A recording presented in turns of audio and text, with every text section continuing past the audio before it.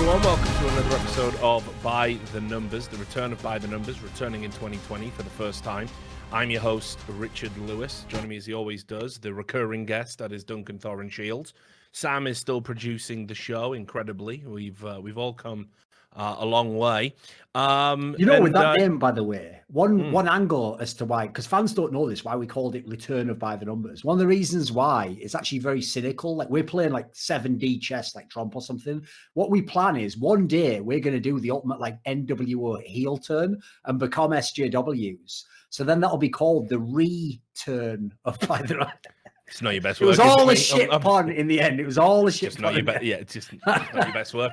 Look, just before we start the show, obviously elephant in the room. I'm sure a lot of you that follow the show and follow me know what's happened. And obviously I lost a very good friend over the holidays about 2 weeks ago, and it's been awful and like really, really painful. But when I'm feeling down, despondent, what generally helps me kind of push through is the obligation that I feel.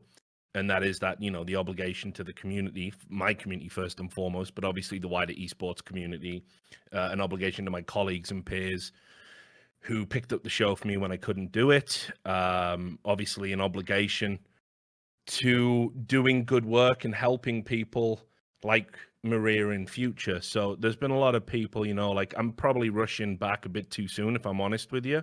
I'm not feeling 100%. But the show's got to go on for all of those reasons. So I'm going to try not to be like emotional or weird or make it awkward. But if it does, we'll just muddle through. And I hope everyone will be patient during this time.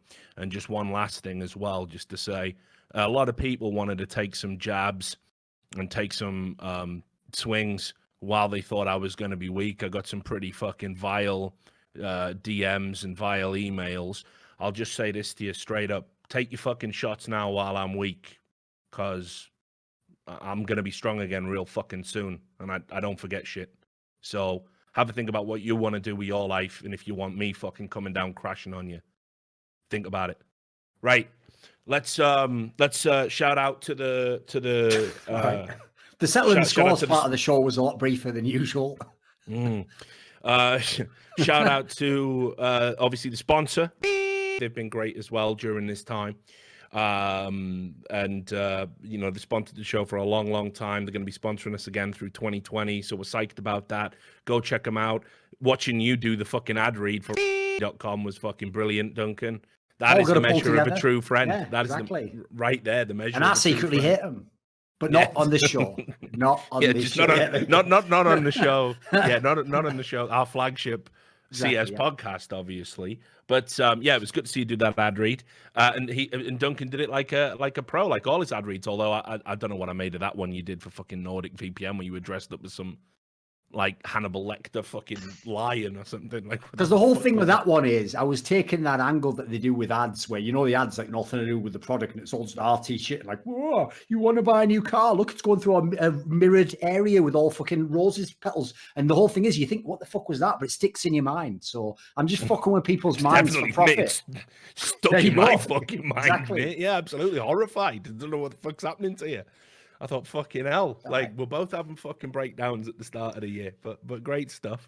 But yeah, as Duncan astutely pointed out last time, the deal now at .com, if you go to .com/RLS, you can sign up using a special referral link for coming from my community. And it basically means that for the first $100 that you deposit into the site, they will match up to that $100. So essentially free money. So if you want to place esports bets, you want to do it in a safe, ethical environment, you want to do it in a place where you're going to be able to cash out. Like some sites don't let you do that. The money just disappears. .com is the place to go. That's why we partner up with them. And again, great, super happy to be working with them again in 2020. Obviously, shout out to the patrons as well. We'll be giving them named shout outs at the end. But just remember, if you give $50 or more, I think it is, you can basically ask a question at the end of the show and have your name immortalized, like Butt Pounder 420 forever, and what was it, Anus Blunt Destroyer or something? I don't even fucking know. So you can get involved in that if you want. The Patreon's still up, still going strong after all this time, and we appreciate all your support. Now, Because I missed the show last time. I missed all the awards, didn't I? Yes. I missed all the fucking drama. I obviously watched the show back, and saw you guys. Not gonna lie, I like the way Henry baited you into completely just fucking yourself over again by giving honest opinions. Very good, Henry. I'm glad he was there to do that. But there was, there was a couple of. I mean, I mostly agreed with the awards. So let me give you the ones where I think the consensus was pretty agreed. Worst event of the year. I know we all joked about it being the major. It was unequivocally the iBuyPower Masters right at the start of the year. Yes. Just an absolute joke from start to finish. So don't need to labor that point. Best team of the year. It's got to be Astralis, obviously. So not really any sort of fucking, great insight to but Liquid did the Grand Slam. No, it just doesn't matter. Astralis really, dominated it. Best newcomer player, definitely Ziwu, I would say. I mean, again, considering him a newcomer, even though we talked about him for a long time and we knew he was going to get onto a top team, what he's done since he got on the top team, completely unfucking thinkable. Brawlan as well. Thank God Bugger doesn't play. If that Booger guy played. This is the madness, isn't it? Like, what's that motherfucker got to do? We never really talked about that. No. But this is the thing. Like, when I was going to the fucking esports awards and saw Booger's like name coming out, I'm like, wait, like best rookie? Come on, man. That's one tournament, one time. It's an People amazing wouldn't achievement. believe this. That is one of the few times I actually mega tilted in real life off esports. Like normally I just do it on the internet like everyone else does because it's like road rage. You've got the screen between you and you dehumanized everyone. But like in real life, I actually tilted for the whole awards as soon as he won that award. The best newcomer, PC newcomer. No, well, I remember you leaning across the table saying, I'm never doing another one of these ever again. And the worst part was, what you didn't notice was, when it was announced, they had the camera right next to you for some reason. So I was like, are they going straight to Angry Historian's reaction live cam? Like, I didn't even know what the fuck was going to happen. I was like, why is there a fucking camera crew to next to it? But no, I remember you leaning across the table saying, I'm never doing another awards, mate. Fuck this. Like, you were irate as a motherfucker. But it's ridiculous. Like, Ziwu was fucking robbed. Like, I mean, let's just be real about it. It's the best rookie year probably ever of anyone in esports, right? Yeah, exactly. So, crazy shit. So yeah, Ziwu. The development of Brawlan though definitely deserved a little bit of acknowledgement. Now, best player of the year. That was a bit of a fucking higgledy-piggledy mix-up with all y'all motherfuckers, wasn't it? If you remember, the best one was where it's almost like Moses was mad that everyone else had talked about Ziwu and Simple. Because remember, he came in with that angle like, I just want to say Carrigan. It's like, shut, what are you talking? He's not even the best player among sports, you dickhead. Like, it's like he was getting way too edgy with that. I was Anders. He went into cerebral. Sorry, Anders did that. So yeah, of course it'd be Anders that have the... I don't even know which X-Men is Anders. Beast, is he? That's what they call him in prison. Boy, Beast did eventually, transform. Nah, it doesn't make sense because he transformed into a beast. If anything, he's transformed from a beast into a human. So yeah, exactly. Could be Beast. I don't know. He's definitely not Juggernaut, though, is he? I always think of him as more that whatever that henchman thing that held Krang inside him in the Teenage Mutant Ninja Turtles. That was just a robot. Whatever. I don't know. It was just literally a robot controlled by Krang. So if you're thinking about Bebop and Rocksteady, I don't know. That's like a completely different thing. But all right, Anders is just the fucking walking Krang coffin. Great.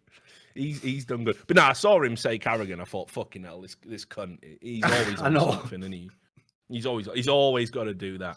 But listen, it's got to be like, what was the content? Did people go towards Ziwu in the end? Yes. Yeah, well, like Moses and Henry both qualify their answers by saying if we're talking about like most valuable as in how many tournaments and what they've brought to a team, they'd say Device. But if you're talking about skill and just general player, then Ziwu. Surprised by that. I don't know. I kind of still, even though Simple, I know he dropped off towards the end of the year, I might have still been inclined to throw in for him. I think I'll just say this. I personally, I've said this a million times. I'm not a massive advocate that stats are everything. I mean, I have to say, anyone who watches the NFL, I hope you understand that stats can be absolute nonsense. Like, course, I believe the player at the end of this NFL season who had the best QBR rating was fucking Dak Prescott. Now, if anyone thinks he's the best quarterback in the whole league, I don't think you understand that he was probably like half the reason this whole team fucked up and didn't do anything. Like, he didn't have that great a season overall. He had a lot of tools. So Well, all I'll say is this. Everyone else worships stats and says that they're the be-all, end-all. So all I'll say about that angle as to why I think it's ridiculous that there was no debate allowed and it has to be Ziwu is everyone agrees. Like, I would agree with what you just said. Towards the end of the year, Simple changed his role. He wasn't quite the same player. Still ended with almost identical stats to Ziwu for the whole year. So if you worship stats, explain that one to me, guys. Because by that logic, he must have been way better before. Like, what the fuck does that mean? You know? Yeah, I mean, so for me, I probably would have thrown in for Simple had I been there, because I think like it's very easy. Like recency bias is such a fucking thing in esports. Like, we all got fucking short memories at the best of times, right? But like, you know, when it comes to the end of year awards and we look back 3 months and we go, oh well, yeah, I remember hearing how good Ziwu was fucking 6 months ago. So the fact that he's on top now, like, that's how we're going to remember things. You need to go back to the actual start of the year and remember what Simple was doing and remember the dead weight he was trying to drag through fucking tournaments. He even won a tournament. He won that Star Series tournament. Yeah, exactly. So I think, it seems to me kind of ridiculous, really, to sort of lay it on Ziwu. I mean, Ziwu's in with a very good chance next year if Navi don't get their shit together. But I would have still plumped for Simple there. Best newcomer talent. I like the discussion around this. The only name that I thought didn't get a mention was I was going to say Frankie. I don't really know if can you counter as a newcomer? Because I kind of feel. I mean, I did like a Star Series with it in 2018, but I guess that wasn't like I think I might even have been her first event. So to be fair, that's the problem with the whole angle. It's like the same thing with Brawlan. Like technically, he was playing in 2018. It just wasn't as good, was he? So like, I agree. It's very hard to do rookie, like whatever the fucking terminology should be. I wouldn't say that's unfair. This was her first real year doing the game. You know. Yeah. So I mean, like, I think Frankie's proven herself to be versatile. She's been on desks. She's been on stages. She's hosted. She's interviewed. She's done a lot. So I definitely just wanted to come in and advocate for her as being a good choice as well, potentially. Now, sneakiest cunt of the year, it's also Frank. No, I'm kidding. It's Nicola Nyholm, obviously, for me. Mate, that cunt. He has to screw his fucking trousers on in the morning. Here's the crazy thing. Here's something topical we can talk about and tie this in. Because if you notice, by the way, that's one where they all left me on a motherfucking island because they all work at Blast events. So when I brought up that it should be fucking the Blastralis era and the whole Blast thing at the beginning of the year was sneakiest move of the year or whatever, because it, like the big problem I had with it, like I said, wasn't even that Astralis took the time off. It's that they wanted to sell you horse shit and say it was chocolate by saying, no, but it's not going to affect us. And besides, we're actually not. Remember, Zonic replied to me on Twitter and said, we are not prioritizing Blast events over other events. As he then skipped every motherfucking ESL event. Like how, you can't lie to me and tell me. I'm missing these next 3 events. Exactly. With the Blast. Like, and so the ridiculous thing is this, right? Obviously, when I said that, Henry and the rest of them just sort of went like, and just sort of gave like the minimum possible acknowledgement without saying anything. But I'll say this, Nicola Nyholm definitely wins. Forget Blast. He wins that award hands down. Because first of all, look when all the changes have taken place in Blast that make it look like a better tour. It's when he's gone. And then secondly, did anyone see this about 2 weeks ago? Where when Fnatic was raging about not being invited to the Blast tour, Nicola Nyholm himself replied to Sam Matthews, I think, or Fnatic, the coach of Fnatic, one of the two, and said, well, obviously, I was involved with not picking you guys last year, but even I think it's wrong that you're not for next year. And I even just said, lol, this is my joke. I said, lol, what the fuck heel turn is this? Imagine when he leaves Astralis and starts calling them Blastralis. Like, what the fuck is this? Like, you just turned around 1 second out the door. Like, can't help what, Thorin, that blasting shit, isn't it? It's like, he can't help himself, mate. It's like his superpowers just being full of shit. It's unreal. Like, he's like the worst. He's like the most garbage Bond villain of all time. It's like, oh, what's your special power? You got like a secret island, henchman, nuclear rockets. Like, you can count cards, memorize shit. Nah, I just lie all the time, don't I? I'm just a two-faced cunt. All right, brilliant. Yeah, great. It's unbelievable how bad he is. Smoo, you might be his love child. the rat, and it turns out Smoo is just the rat prince, and Nicola Nyholm was the rat king the whole fucking time. Who fucking knows? But yeah, like, just everything about that guy is just so unbelievably disingenuous. It just blows my mind completely. While you've brought it up, I prepared a bunch of shit for the show. Before everything happened, and I wanted to talk about, because I tweeted out like all of this stuff about Fnatic not being invited to the league and everyone chucking their fucking toys out the pram has to be one of the dumbest fucking like community reactions I think I've seen in a good while. You know, I've been saying this for a while. Like Counter-Strike still remains one of the smarter communities, and we bang on the subreddit all the time. We bang on the community all the time. Obviously, compared to League fans, Dota fans, Overwatch fans, you know, you guys are like fucking. You're all fucking mega minds. You're all sat there with huge throbbing brains by comparison, right? But the Fnatic reaction was absolutely absurd. And I did a tweet just simply saying, I don't know how many times it has to be explained to Counter-Strike fans, there is no obligation for a tournament organizer to invite you to an invite league. There just isn't. They can invite whoever they want, whoever they think's good for business, and that's their only obligation. If you don't make it in, you don't make the cut. That's that. That's all there is to it. Now, people immediately said, "Got you here, Richard. Don't you always complain about people not inviting talent to their events?"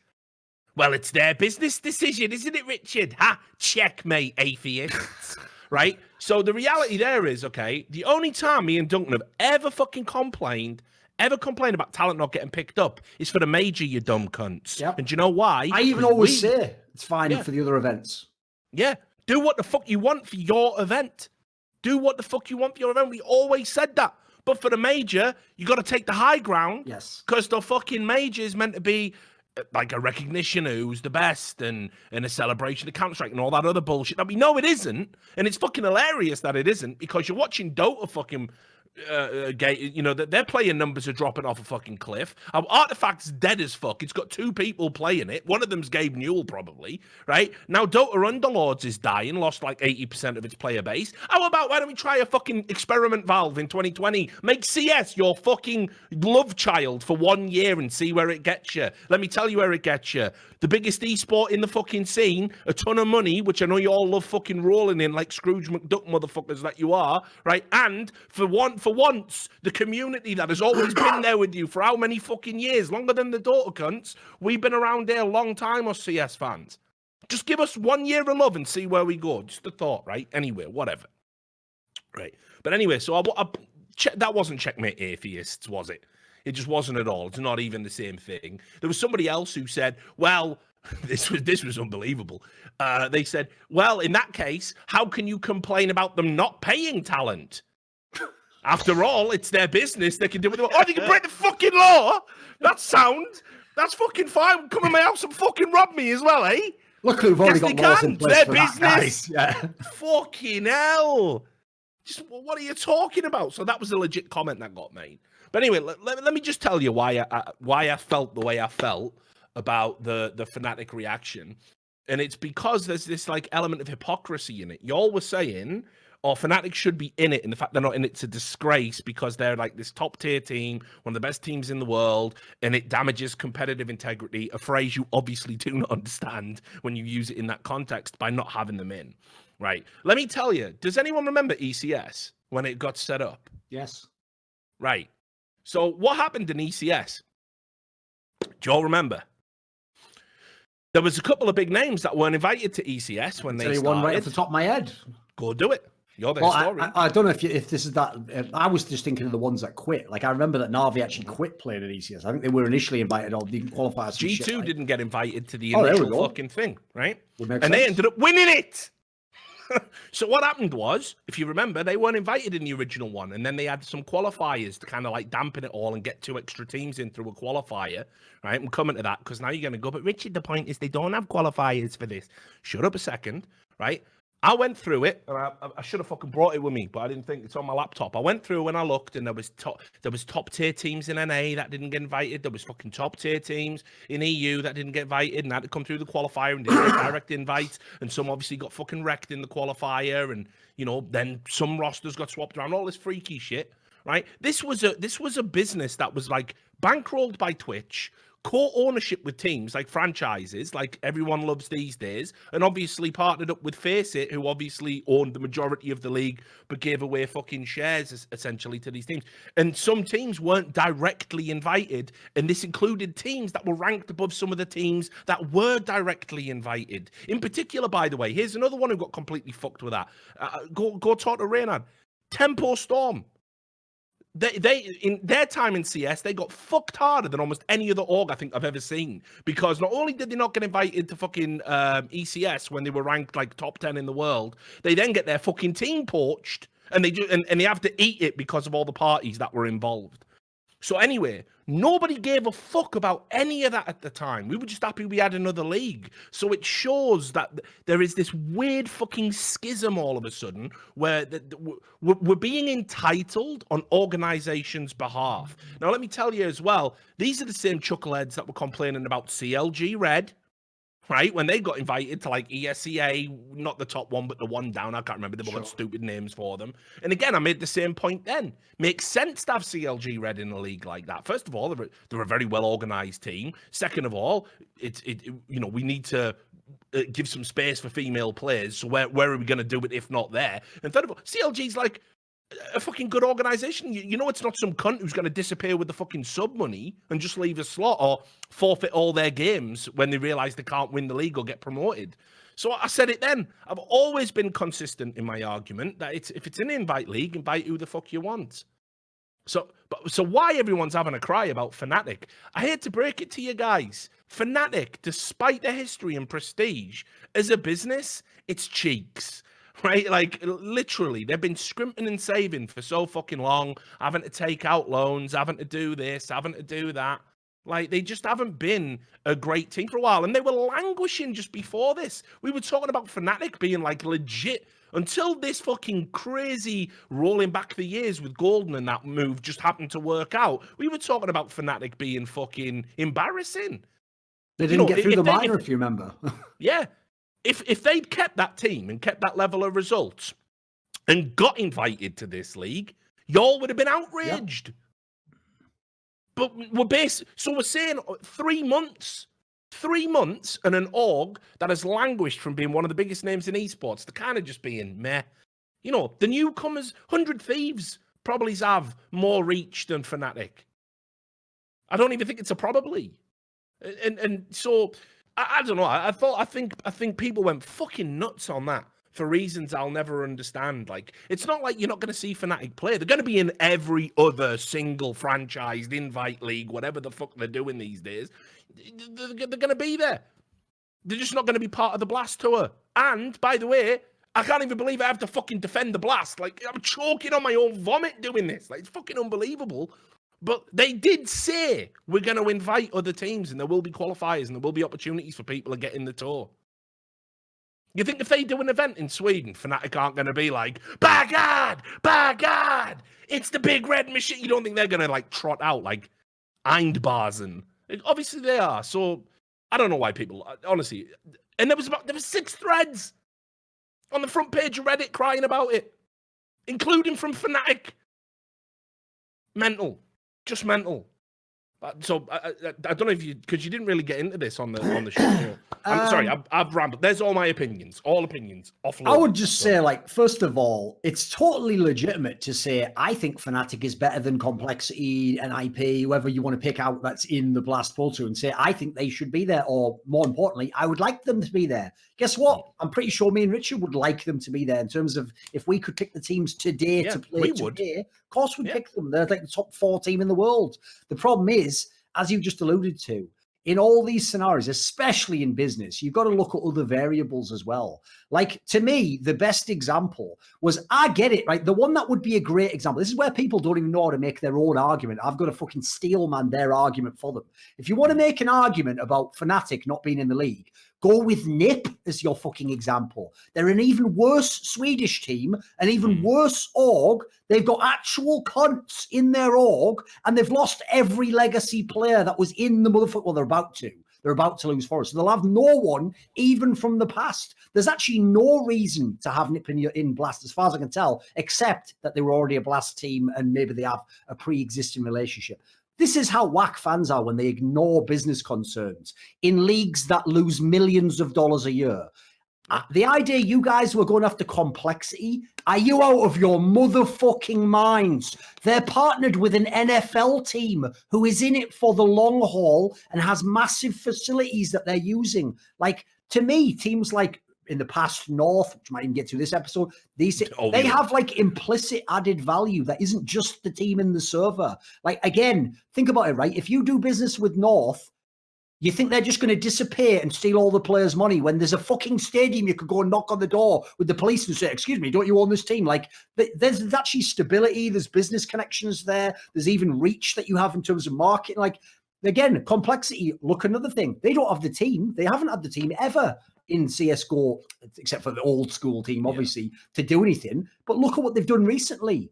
The signings they've made also show a level of commitment. Like, they are planning to be one of the best teams. They have the resources to one day be one of the best teams. They're working to, like, if you actually look at every factor except inside the server, complexity is not a bad shout at all. And actually, as much as a fan will never get it, they might even be a better shout than Fnatic if you know where Fnatic's at with all the equity they've had to give away and all sorts of shit that's gone on in that org, you know. Yeah, but think about the right, okay. One of the other things you have to think about when you partner up with someone isn't just what the players can do. It's kind of like what the commercial machinery around the team can do.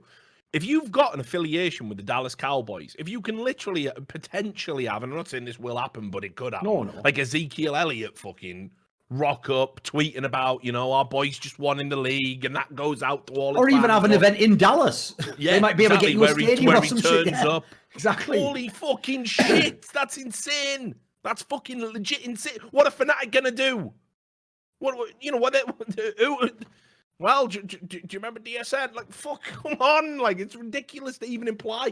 Right now, it's apples and fucking oranges, mate. It's apples and oranges. We exist in a brave new world where there's this kind of blend of influences and esports, right? And I don't always think it's great if you're an esports purist, but the one thing it will guarantee you is eyeballs. Unfortunately, all the best play in the world from Fnatic are not going to get extra eyeballs on your league, on them, on the game, right? But a team like fucking Complexity with all of their connections absolutely will. Absolutely will. And if they get a good run again in the league, and they start getting results, let me tell you, suddenly all of that history that we don't think about, that's going to get brought up again. That's going to start mattering again. Oh, by the way, here's the real tell that people really did what you said. They just took what on the day that they saw the news, they looked at the HLTV rankings that day and were like, this is a bloody deal. How dare you, Fnatic? The real tell that they did that was when they dared to bring up Mouse Sports. The team that literally was nothing even like less time ago than fucking Fnatic. They came like 9th to 12th at that Starladder tournament in fucking Turkey or whatever. Like, that team did nothing all year long, and as an org isn't even thought of as a massive org. So what like, do you think that Blast Pro Tour was put together the night before the announcement? What? Like, that doesn't even make sense to partner with that org. At least Fnatic can do the argument, like, we're one of the biggest orgs. It's like Mouse Sports. That's why when that guy tweeted that, he's actually not a terrible guy. I'll give him credit. He's a guy who can take it on the chin. But when he tweeted that angle, like, we've always had elite squads. It's like bullshit in CSGO, mate. You've only just had your last couple of years with elite squads. You can't. Yeah, and I was going to bring that up too, because again, like, obviously, love Mouse Sports, love what they're doing right now. Seeing them ranked at number 2. It's so, fuck me, like, chef's kiss. Go back, watch the old fucking By the Numbers when the team was announced, and fucking, I was right on that one. But just, you know, a great team, exciting team to watch. Obviously, Carrigan's a G. You want to fucking watch those guys play. But again, in terms of their commercial viability as an organization, it ain't great. I mean, that's just being real about it. And I was going to say, like, elite, maybe the word elite's changed from what I understand it to mean.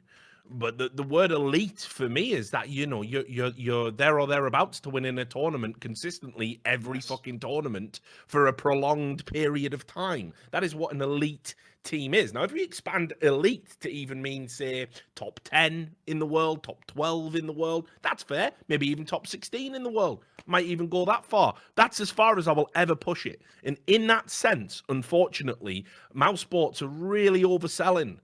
You know, it's going all the way back through history. They've had some great teams. They are an essential part of Counter-Strike history. But history's history. Like, it's just back there, you know, where the fuck, where's the Roman Empire now, motherfucker? The reaction video I want to see to that is Nico. I want him to be literally eating some cereal, and then he just sees that tweet and it goes, we have always fielded elite teams. He'd be like, bullshit, it all come out. He's like, excuse me, motherfucker, your team was elite when I was in it. Like, were you aware I was dragging Dennis the and corpse? Spinny. Exactly. Like, that's Dennis and outrageous. Spinny, mate. Like, he should literally Nico slap was that an guy in elite the player face. in that fucking team, but what does that mean? Like, so yeah, it's ridiculous, unfortunately. But listen, I understand why they're upset. There's this sentiment. Oh, that was another one as well, by the way, for ECS. SK Gaming got left out. Very similar, and in as an analogy, if you want, to Fnatic, one of the oldest, even more legendary oldest org. professional esports organization, another OG org. But SK Gaming had a team at the time. They weren't invited to compete in ECS. You have to understand, because Counter-Strike and esports was so niche back then, all of these big names don't mean shit. That's like me trotting out, hey, I used to manage 4Kings. No one gives a fuck now. No one cares now. That name, people don't even know what it is. It was at one time one of the biggest orgs in the fucking world, and no one knows what it is now. So it's like, yes, I get it. You're active. You got good teams. Right, but at the end of the day, your commercial viability is nowhere near that of a FaZe or an MIBR or a fucking 100. You can't, even OG, I would go so far as to say, you cannot justify the being included in all these invite leagues just on your history. It's a nonsensical argument to make in this new era of esports, and I hope they can get their shit together and change that. I saw Fnatic did a partnership with Hello Kitty. I mean, that's probably big, right? I mean, maybe, I don't know. I saw James Bardoff wearing a pink Hello Kitty. Nightmares about that now. I mean, listen, anyway, I'm half joking when I make fun of all the Fnatic fans being like reckless fangirls who are all weebs, but like, you're not helping yourself when you do Hello Kitty fucking partnership. What next? The official Fnatic flavored Pocky. Yeah, are you kidding me? What's going on here? I don't want to see Crims wearing Hello Kitty gear. He looks like someone out of Vikings, and now you've dressed him like a modern day Swede. You see what I did there? Not bad. Not bad. Yeah, that's good. Now you're warming up. That's the shit. So anyway, rest of the awards, fuck it. We'll just. I need to just get a drink of water quickly because I forgot it in the other room. So did you have anything else? I'll give the rest of the awards now. Just carry this shit. You take your time. So hang on, Sam. Worst roster move of the year? Ents. Pretty obvious. Yeah. One. So the worst roster move of the year. I mean, cutting Alexi B, it's gotta be the one, right? Because listen, Neo didn't belong at FaZe, but he was just a stand-in. They needed an IGL. They gave it a goal. It didn't have as big of an it's not his impact, fault. did it? You didn't lose anything bringing Neo in. It's not like he was going sick and then he brought Neo in. Yeah, so it has to be Alexi B, 100%. So that's not even a thing. Best roster move of the year, Stan going to EG. Yeah. Golden Fnatic as well. Honorable mention. Yeah, I mean, Golden back to Fnatic's gotta be up there, I kind of feel. I mean, when did Ziwu officially join? I don't know. Oh, he joined last year. That was 2017. Yeah, it was 2018. Right? 2018, sorry, yeah. Yeah, no problem. There was Koos did a Cloud9. The fact that he's still kicking around as well, fuck my life. Maybe we'll get to that later. We'll see. I don't know. We'll see. Yeah, maybe. And then the biggest joke of 2019. I kind of feel like there must have been a ton of these that we fucking missed. What did it go with that one? Well, the honorable mentions were Blastralis. That was, of course, that's a classic. Chad versus Reddit in general. That was good. Stealing opinions. Yeah. And then the winner ended up being G2 not finding the bomb. That was awful. That was pretty good, yeah. Yeah. So it's hard to add to that. I mean, there's probably a ton of ones that we just fucking moaned about. I mean, to be fair, there's probably a million that just involve Nickel and Ihom, don't they? Like, also that too, yeah. Including him. I think he should win Joke of the Year. So I don't know, mate. I don't know if I've got any additional ones to add. But yeah, so that was the awards. I pretty much agreed with a lot of them. I've got a good one for you. Here's a sleeper Joke of the Year. So anyone who thinks that we were exaggerating how whack a format the Blast with all the best of ones was and how like it would make shit results and how like here's all you need to know. A lot of people wondered when they had the Blast Global Finals and it was the 4 teams, why were Team Liquid playing Astralis in the first round? That's because the number 1 ranked team in the Blast circuit was FaZe Clan. FaZe Clan, who played half the year with Neo, started the year with a Dren, and only just got Cold Zero in the last part, where I think they maybe played like 1 or 2 Blasts. Like, if you don't want to see how bad that format is, I don't know if you know these teams called Astralis and Team Liquid. They dominated every other motherfucking tournament the whole year. But in the Blast Tour, a total circuit where you play 5 out of 7 events, in the end, FaZe Clan was your number 1 team in the world. If that was only one circuit, number 1 team in the world, FaZe Clan. I think even Cold Zero would be like, okay, how you saying English? Oh, yeah, what the fuck that was is that, another man? thing. Yeah. What the fuck? That was the other fucking argument. And thanks, I nearly forgot about that. That was the other thing the morons were saying. They said, we mustn't include the Blast League towards world rankings anymore because they've excluded Fnatic and Mouse Sports. And I'm like, you are aware that we've got an open tournament circuit, and very rarely do all the best teams in the world go. In fact, I went through and looked at it, and so basically there was only a handful of tournaments that had at any given point the actual top 10 attend. Especially because of that whole especially in 2019. Thing. Yeah, if I had to guess, I would guess it probably only like 5 tournaments max. Well, yeah, so it was like literally like 7, I think. Okay. But yeah, but I might have counted that wrong. No, but when you consider, I think they claimed the stat was the team that played the most tournaments played something like 25 lands this year. If only 7 of 25. It was 5. It was 5, including the 2 majors. So it's like well, in that case, then, if we follow the logic that you have to have all of the top 10 teams in the world attend a tournament for it to count towards the world ranking, well, we've got 5 then, and 2 of them are majors. So, so again, just rank stupidity, guys. Like, at the end of the day, you will just have to factor it in. There is never going to be, by the way, no matter how much they try and sell it, there will never be a definitive way in an open tournament system to have a, mathematical ranking that can take all of the minutiae and all of the variables into, consideration and give you an absolute definitive top 10 that cannot be argued with. It's just not, it is not possible. It isn't possible. HLTV do a mathematic version of it that we all know is replete with flaws. Like, do you remember that time when CLG would they went down to fucking 40 or something in the world, attended one tournament and they were fucking 15 or something, and you just see you see these huge jumps. If you want a good example of the fact it's not possible, one of the rankings that is the most respected in sports that uses a mathematical system like HLTV is tennis, the ATP. And what they do is, because they understand, because there's actual adults in that fucking scene who've watched the game a long time, they understand you can't have a system that is perfect. They just accept it and then, whatever the score. But the way their system works is, tennis is quite similar to CS in as much as, the Grand Slams, everyone goes. But then the events after that, like below the Masters level, you get these events where you basically pick and choose if you're a top player. So, for example, famously, Federer always attends an event in Basel because it's like his home event. But that event's shit. Like, it's just him literally beating the 25th guy in the world in the final, and he wins it all the time, right? Now, what's funny is it's actually well known within tennis that if you're a player who's you're 3rd in the world and it's the first time you've been top 10 and you want to make a push at the end of the year and go for number 2, what you do is you find as many events that have enough points on the board from the ranking system, but a bunch of the other players are skipping because maybe they've already had a banging year or what they're injured or whatever. You attend that, win against again the 9th best player or the 13th best player. You get the same points as if you'd beaten the fucking 4th best player, and you can sort of game the system a bit. And what you do is you do a little streak at the end and try and rank up, but kind of like Mouse Sports did at the end. Like a bunch of the tournaments they won didn't have all the tier 1 teams necessarily, except the EPL, So that's a way you can do it. But the point is, that doesn't mean everyone goes, destroy the system. It doesn't work. It's no, that's what happens when you use points-based systems, guys. You'll never be able to do it. The reason it annoys me is because I realize this one looks egregious to people, but that's one area you almost never hear that complaint about is the invites to tournaments.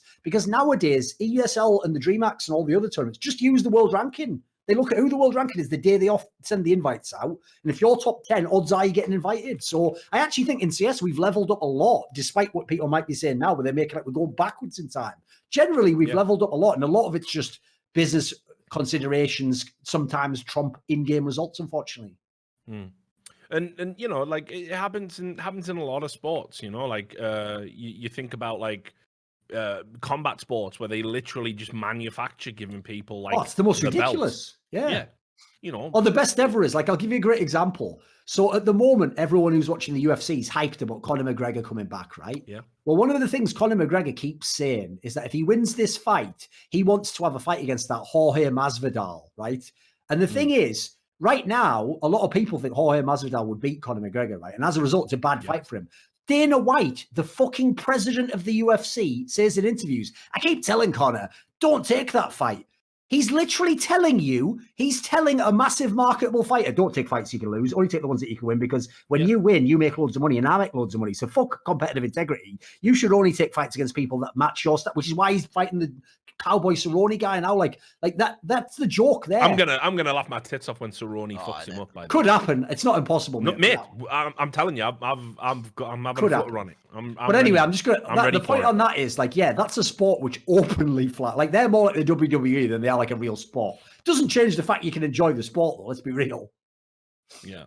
So anyway, that was another point. Let's get into all the roster moves that have been happening right at the start of 2020, because there have been some, I'd say big ones. I wouldn't call it quite a roster mania. Seems to be mainly some of the smaller teams, lesser teams that have kind of been making the changes. Let's start by talking about big, obviously. This, to me, everything that happened with big is one of the, like, great kind of tragedies of it's fucking... like Shakespearean, isn't it? Yeah, isn't it? Yeah, exactly. It is. It is like some Macbeth shit, because... they worked incredibly hard. They discovered all this talent. They were on the come up. Yeah, they abused the fucking bug or whatever on Inferno and were wrecking people on it, and that's how they were able to do so well at that major. But there was more to it than that. There was more to it than that. Tactics. If you remember, famously, when Astralis revolutionized it, when we brought in those utility stats, there were events where Big was like number 2. Like, that's some shit they clearly put mad effort into. So they actually had areas where, listen, they didn't have the best players, but in certain areas they were among the, like, innovators of the scene.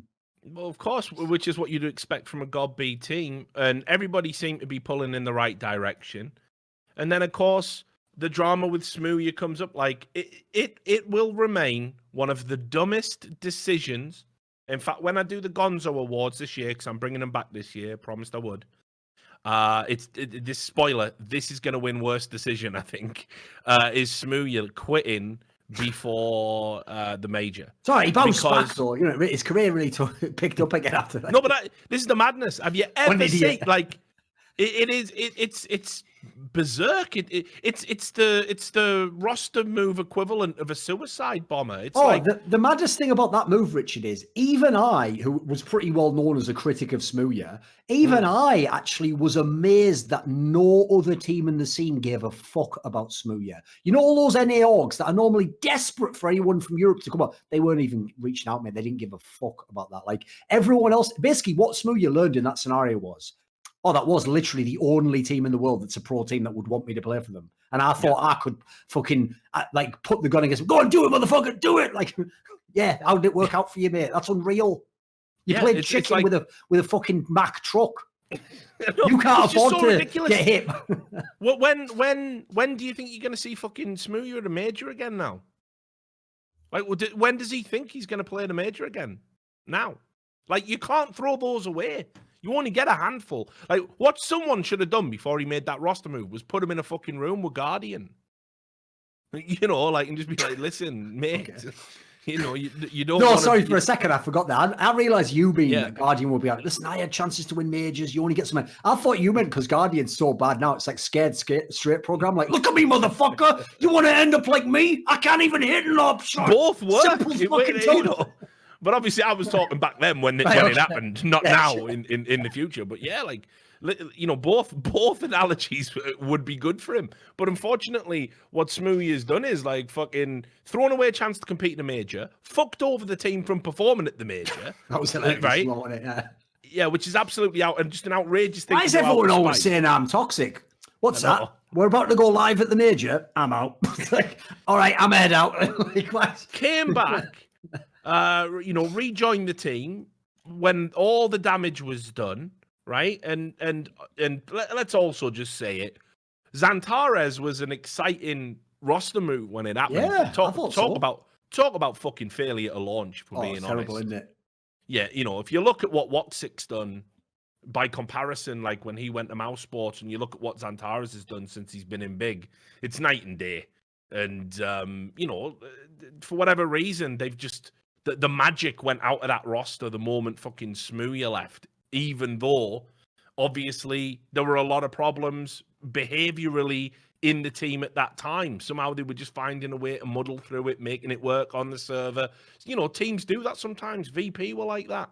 That's just how it is. Like, you know, they're all calling each other cunts and saying, right, will you fucking call this round then, dickhead, and all this. Like fucking raging at each other, and they're banging people out of tournaments, you know? Some teams can do it. But this By the way, this fair play to God B, though. Because you know when people just hang on for too long and everyone wants them to leave? When it actually just immediately went bad, God B gave it like a few months, then he goes, right, no point being silly. I'm out of my own team. I'm out of this project. Like, yeah. No. So anyway, what they've done now is like Smooya's out again, and they've benched Nex, which again he made like fucking hell. People joke about that move, right? You know, everyone jokes about like that move that Mouse Sports have like removed Chris J about 4 times, but they always re-add him. The reason why that's funny is because Chris J is a good player.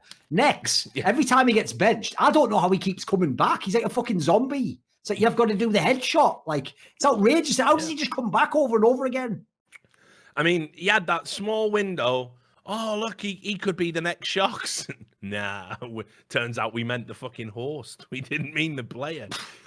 He's fucking absolute. He's garbage, isn't he? And it's just like, how is he been in and out of this team so much? Now, though, you look at the roster they've put together. So, God be. I talked to him. I reached out to Gob a while ago back because I wanted to get him on for the rivalry interview, and he said he can't. He's been too busy because he's transitioning to this new role, head of CS:GO, where he's going to be like even above the coach. So he's going to be like presiding over the whole CS:GO team essentially, which I think is great. You couldn't have a better person for that. But unfortunately, the roster they've got, you know, it's Tabson. He's still mustard. Like, he's still a really good player, obviously. Tizian, Zantares, Searson, and now Keto. Searson and Keto being the new additions to the team, with Nex and Smooya being the ones that go out. And I just feel like this is just so like far from where they were and where they could have been. And it's just sad. And this is a team where I look at it on paper, barring some sort of like unbelievable miracles, this is a team that I think is going to struggle to hold like any weight even in the top 20. Oh, no. The problem with this team is, like, some of these moves in terms of players to bring in, I'd be up for it if God B was still the leader. The problem is, without God B, like Tabson showed us this year for the millionth fucking time, it sucks when the star player thinks, I could have a go at this in-game leader thing. And then all that happens is you ruin your own game and you're a shit in-game leader. Like, congrats, you've literally ruined the team inadvertently because you're thinking you're doing it as a selfless act, aren't you? That's why I always tell people, star players should never believe like anyone in the team can do the role. It's like they can't. You actually have a responsibility to carry this team. You're the best player. So, like, the big problem I have is Big had 2 massive advantages that no other team at their level of money and scale had, which was God B founded the project. And so you had literally one of the best minds is willing to play for a shit team. And then Tabson, because of God B, was a way better player than the players in fucking Big, but he was willing to lower himself to that level to play with God B because he loved this guy's style of play. He's part of what developed him. Tabson could have been in a fucking FaZe clan. Like, let's be real. His skill level was at that level. He could have been in any NA team he wanted to. But so when these two guys basically do the equivalent of like a fucking Tom Brady taking a pay cut so that you can bring more players on, you have to make use of that window. Yeah. Now what they've done is all they've got Tabson, who's transitioning back to a star player. They've got no proper in-game leader. You've seen they've had to get rid of all these players, and they're basically just like a better version of alternate attacks. But they're nowhere near a top team. No, and it's unfortunate because I like what they were trying to do. I like it was a cool project for a while.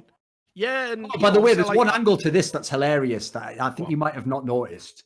What's when that? When it was being announced that when it hadn't fully come out, because classic Smooya Rat King style, just before it was officially announced he was kicked, he had to sort of like hint it on Twitter and say something, right? So he just did a tweet. And if you just think of the tweet, like think of the context of Smooya's career, Rich, and some of the things that have happened to him in the past, for example, in Epsilon, he did some sort of a tweet like, apparently I'm in a 2-year contract at Big. You're still not reading contracts. You're still not getting people to read the You're the one who was literally, remember, he literally posted a sob story trying to claim, it's almost like some sort of mad liberal angle, like, you're going to kill my mum because she hasn't got enough money because I'm fucking benching Epsilon, like some mad angle like that. Like he was, remember, he kept claiming that he was going to get way less money on the bench and that meant he couldn't support his family. Like, if that's true, dude, like an esports lawyer will literally look over that contract for like maybe even like $100. They might do you a deal even. They might even do it for free if they like you, mate. Like when the contract is worth, I'm going to guess, let's say it was worth $100,000 a year. Is fucking $300 not worth it just to check it's all kosher or just to know where you are so that then if you do get kicked, you know what your options are. Like you're finding out what your contract says when you're kicked. What is this shit? Like this is just amateur hour, isn't it? No, but he's fucked, and he. It's like he goes. I know they say if you touch a hot stove, it burns you, but maybe that's only stoves made by Philips. What's this one like? My hand's all stuck to it. No, he's fucked, and he though. It's like I'm starting to think now, actually, that our argument was silly, and he does need a big brother, mate. He does. He does, and I am ready to accept that role in his life. Here's the sad thing. Mate, I actually think he genuinely knows it. He knows that he needs. Listen, he's tried his own way. He knows he needs steering the right way. He needs a bit of. Mate, didn't he tweet out as well though? Like big announcement soon, mate. Your last big announcement was you standing in for a fucking South African team, or fucking then you stood in for fucking Renegades for a bit. Brilliant. Listen, anyone that was formerly in the Commonwealth, I'm available to play. Jamaica, are you out there? Like, it's mental, mate. Like, it's just, come on, man. You're still a real fucking talent. It's not too late. That's the sad thing, isn't it? In fact, that's actually the thing. If that's the main thing I have to say about Big is, listen, as soon as they lost Godby, I knew they were in trouble anyway. But that is the most underwhelming thing. Aside from Nex, look at the players they had. They had Godby. I'll always take him as a good in-game leader. Tabson at one point was one of the best players in the world. Fucking Xantaris, like you said, if you're picking up like a prospect, it's a bit like Ben Tech going to Gen G now. If you have to gamble on a prospect from like outside of the usual areas, Xantaris is one you'd put in your list, of course. Skills look mad when he'd be playing those online games of Space Soldiers, when he'd have the odd map on LAN. It looked like he was worth a gamble. So what you thought is, give him to God B, maybe he'll find the role for him or something. And then your last player, excluding Nex, is Smooya, who, listen, he's never going to be the best player, but at least he has some spunk.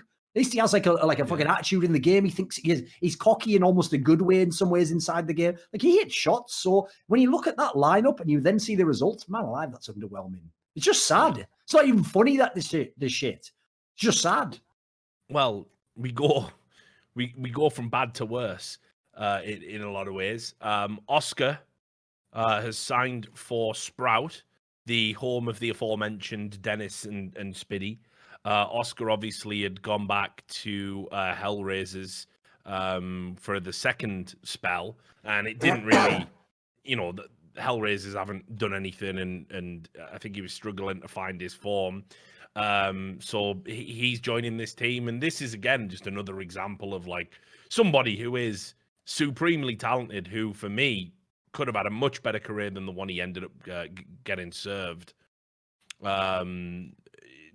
Basically playing with players that, these players honestly shouldn't be playing with the likes of an Oscar. I mean, that's just being real. Like he's a tier 1 player still. Even Hellraisers was a step down. Yeah, that's the sad thing. No, the sad thing about Oscar is this. It's like I said on Twitter, but people missed this point completely. The thing about Oscar is, remember, this guy is 28 years old. And when he was at his peak in Mouse, he was 26, 27, right? That's the age when everyone else starts using the excuse. Like Taz was telling me this, he was like 26, like, your reactions go, it's a young man's game. Again, defying all sports science that's ever existed. Now, I've never bought into that. Like, I'm one of the people who also agrees with the general narrative. Like, no, what happens is you don't have this. Like, when you're young, the game is all you have in your life. So everything goes into it. When you get older, now you have a girlfriend. Now you have like money considerations. Now you have a brand that you work on. You have a million reasons to be a bit distracted and not as focused. And also, if you believe that shit that your reactions are going, mate, that'll just instantly come true. You'll manifest that into reality. You'll start believing it's true. So what's great is, just like to some degree Forrest does it now, I thought like Oscar would be the perfect guy because if he'd have stuck around the top, he would have proved what absolute nonsense that is that you can't be a top player if you had the skills. Like this guy absolutely has the skills. He's a fucking unreal player. And so it's sick as fuck that if he could have been now like 28, 29, and he'd have still been like a top 10, top 15 player in the world, what an awesome story. That would give hope to so many other players that you don't have to think your career's shattered after like 24 or whatever the fuck ridiculous cutoff they're going to put on that is. Thing is, well, when it said in the HLTV news post about it, he's still 28. I'm like, come on. That's his showbiz age. He's been 28 for fucking years. Does feel like that, doesn't it? No, he's been 28 for years. 28 I think that might even be true because when I think about it, mate, he was playing in 1.6 in the 2000s. Like, mate, it wasn't 10, was he? Like, come on, let's be real. He's having everyone's eyes out there, and he just goes onto Wikipedia, he changes the year he was born in, and just says nothing about it, and dizzles his way through life being perma 28. It's ridiculous. It's absolutely outrageous. No way. He's got to be at least 30. But anyway, I just want to say as well, people always say, Richard, you're always banging on about Oscar being a bit weird, right? And there's never any evidence of that. What evidence is there going to be? Like, they're going to release like CCTV footage. Like, look, I've got evidence. Look, what's he going to be doing? Evidence. Like, is there going to be a video where he's just doing like the dossier all the time? Yes. Worse. Come on. This makes dossier look sophisticated. I'm putting it in the chat. No way. Right? Oh, I remember. Let me know this. when you're ready to show it, or something. Yeah, this is amazing. This video. This is amazing. Right. So this is Oscar, a fucking top tier player and legendary AWPer. This is amazing. Trying to use chopsticks. Right? 3, 2, 1 it when you're ready. I'm already showing him it, to be fair. You can just leave it on loop. It's just... He doesn't realise you have to put both the fucking sticks in one hand. The best part about it, by the way, is you think to yourself, right, well, yeah, he's obviously failing, he's not having success. But it's when he still thinks it's worth putting that one strand of noodles in his mouth. Like, that's not going to give you anything, is it? He's like, well, this will tide me over till I figure it out. It's like, that's like what? That's like a hair of This noodles. isn't banter. This isn't banter. He's doing it on purpose. No, he really thinks this is how it all works. He's crazy. Also, listen, I know this is one of those moments that's about to appear in the best of by the numbers because you're going to think it's ridiculous, but I think it's a totally reasonable comment, right? If I was him and I couldn't figure it out, I'd just shove my face in that thing like a dog and start eating. I would. I don't give a fuck. And tell you what, it'd be all delicious. And then the best thing is, noodles, spaghetti, whatever. It's not that big a deal if it gets all over. You just wipe your face off. Yeah. Like a fucking Jenna Jameson classic. You just wipe that face off and go about your life. It's got to be done. Don't know why I'm going with that ridiculous. But overall, it's a great pickup for Sprout. They're going to be playing in DreamHack Leipzig at the end of January. So seriously, given the caliber of team that's likely to attend, I'll probably style on them. Yeah, there's a real chance that Oscar could actually power this team into a final at that caliber of tournament. So very, very good pickup for that organization. But again, not the happiest of ends right now for a player of Oscar's By the way, caliber. seeing as we've talked about Big and now we're talking about Sprout, I just want to say one thing, a little message to the world out there. Right? There's certain countries where when their players talk shit or they banter, sometimes they back it up and it's fucking sick. Like NA is obviously a classic example. As much as everyone likes to style on them, they always had massive upsets and players who got weird, like people like Stewie 2K, who even if you wrote them off, they became really great players eventually. One angle I'm not fucking with is, listen, Germany, sit the fuck down. This isn't the EU. You don't secretly run everything here, mate. You have a fucking... You're like Greece in the EU at the moment. That's you in global Counter-Strike. Like, you're lucky to even be in this shit. And quite frankly, you don't have the money to stay in and you should be kicked out. Enough politics, though. Because my point I want to make is this. Think about the history. Think about the history we've got with all of these teams, right? So when Mouse Sports had Nico, all they did was try to talk shit to me about the fact that I would say, like, the team's basically just Nico. And people like Dennis, would fucking come up to me at events and harass me about shit and try and argue with me and tell me I was wrong about it. And then after that, then they had the fucking big team that had the two big flukes, but then kept saying that they were going to be really good and a top 5 team in the world.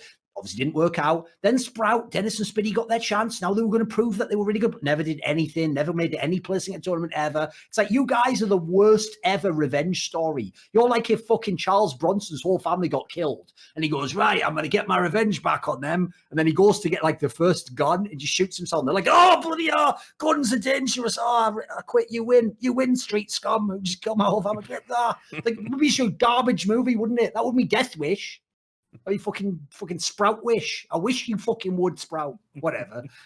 Maybe that's the segment that's going in, not the thing about eating it like a dog or whatever. Yeah, we'll just wait and see. We'll wait and see. As always, just because you don't know this, because you're never here for it. And, I never know what's going to end up in those. Yeah, exactly. I think it's always good to lift the veil a little bit and let people know how the show works. Like, I didn't understand that one clip. I watched the beginning of one of them where, for some reason, why is that clip in where I just say I'm drinking like toffee apple cider? Why is that a clip? That's not even about CS or anything. That's just about cider.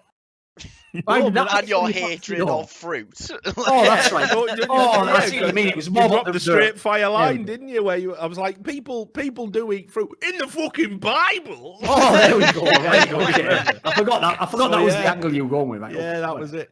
But anyway, what happens at the end of every show, guys? This is absolutely legit. This is 100% true. Sam will vouch for this. What happens at the end of every show is me and Duncan, we have a little talk.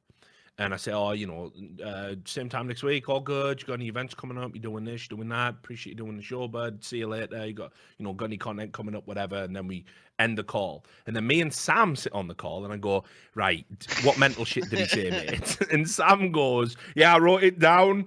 He said something about Middle Eastern politics at 42 minutes. He said something about feminism at 58 minutes.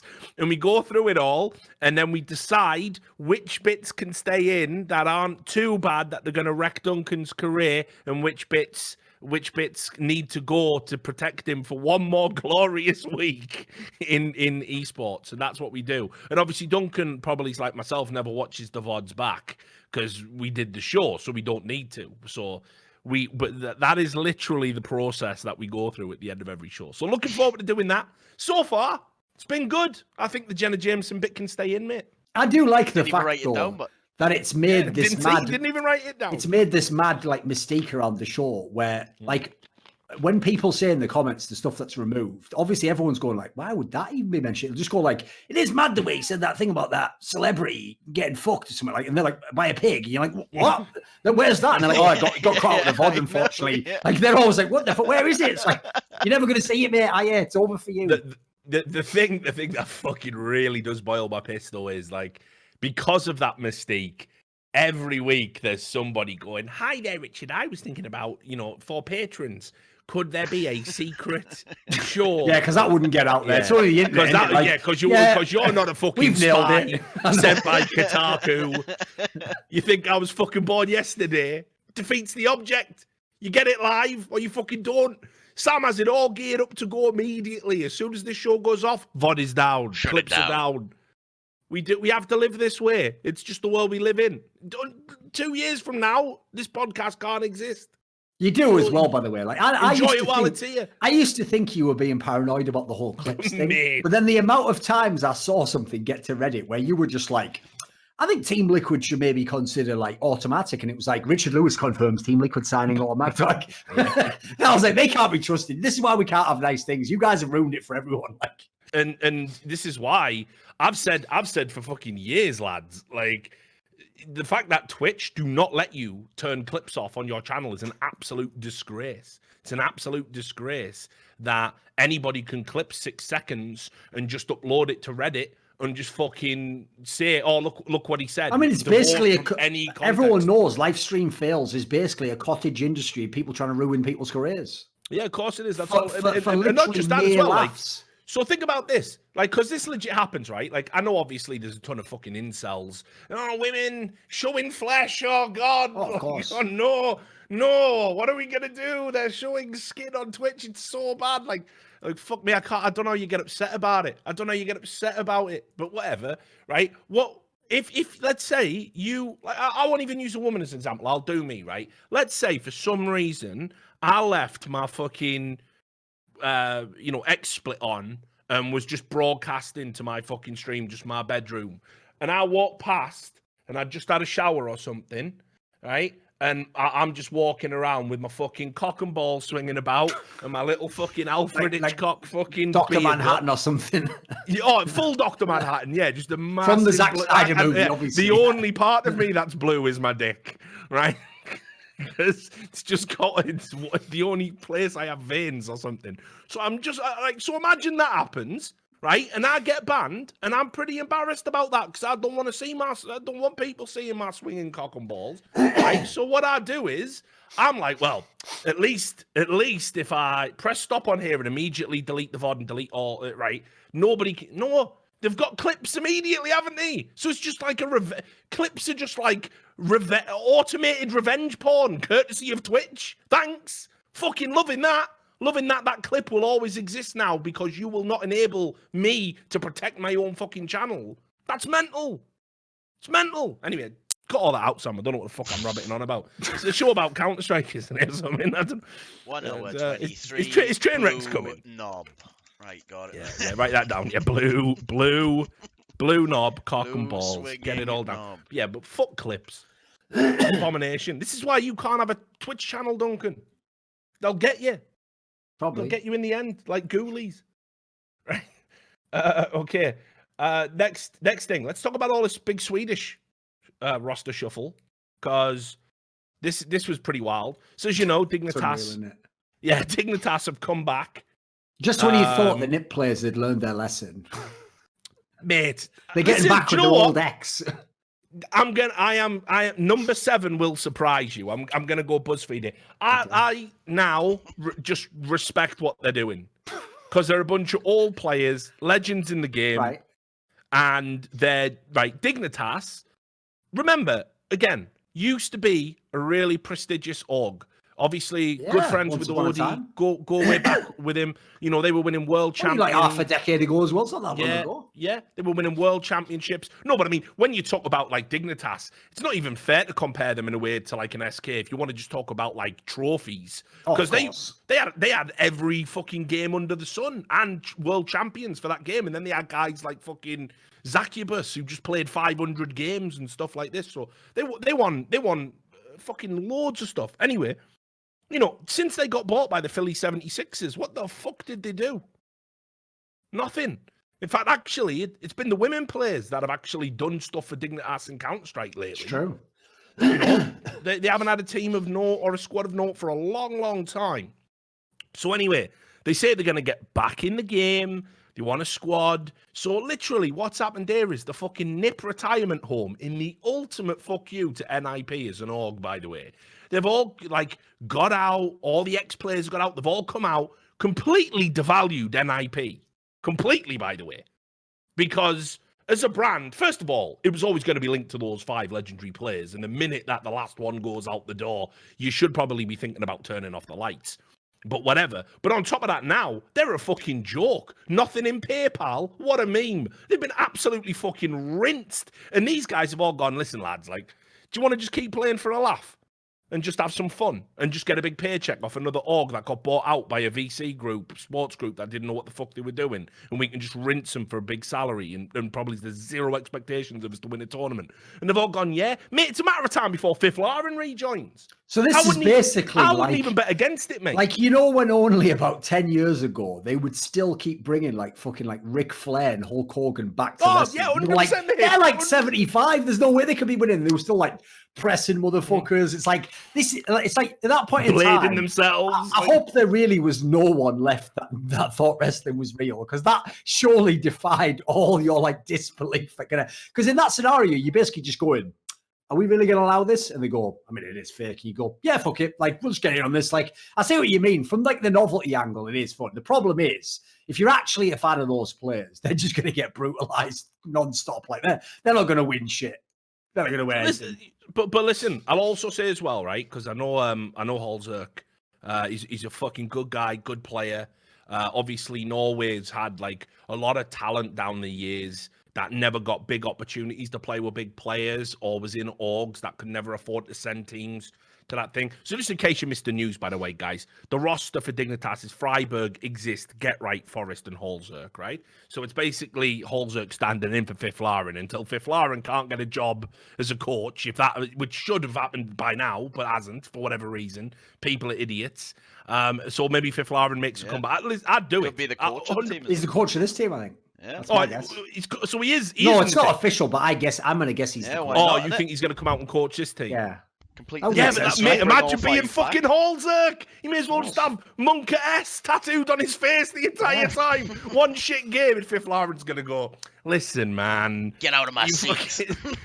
Yeah, listen, I was talking to the guys, and they're kind of a bit more comfortable with me, you know. It's nothing against you, you know. You're Norwegian anyway, we're Swedish, you know. What can I say? Yeah. And then plus, to be fair, this is why it'd work. It's not like the others can say to Fifth Lauren, yeah, but you're shit. You could just look at them like, excuse me, Freiburg, what did you say? They go, I meant you used to be good. I mean, we are all good if we all play together. Like, what are they going to say? He's actually got the ultimate get out of jail free card, hasn't he? So listen, after years of banging on NIP, right, and saying how they lacked ambition for keeping the team together and not making changes and having Exist as an in-game lead and all this, you know what? Fuck it. I want the novelty back. I want Fifth Lauren involved in this team in some capacity. Get the band back together. I want you to roll to every tournament. I want you to make it blatant. You don't give a fuck. I want you to just you're a tribute band now. That's that. And you know what? I'm okay with it because just go to every signing session, just big up all the history, of course. Yeah, absolutely. Absolutely. And I think, as I said, the fact that not only are you all still playing, but now you're all still going to be playing together, it's just the chef's kiss. It's just so beautiful as a fuck you. Listen, can I pick a roster move to talk about next? Because I've just seen one. I think you want go on. It came out. I was going to do all the Swedish stuff, but go on. This one came out a few minutes ago, and you need to know this. Breaking news, come through on the yellow tracker here, right? Hello, Tony. Listen to this, right? On HTT News, I've never heard that before. It says, sources. Are you ready? You're going to love this. Dick Stacey benched from Renegades. Oh, yeah. So I don't even know. It's just some guy replaces him. So basically, when they actually finally got to a real org, they turn to him and they just go, we don't really need that whole shit gimmick about you having a penis. So we're just going to get a good play. See ya. It's like, that's actually mental, isn't it? And you know what that means, by the way, Richard? He's no longer a professional player. Oh, shit. Yeah. Oh, boom! Shit. No, listen, right? So checkmate atheists. Yeah, no, full checkmate atheists. No, but listen, right? So here's the thing.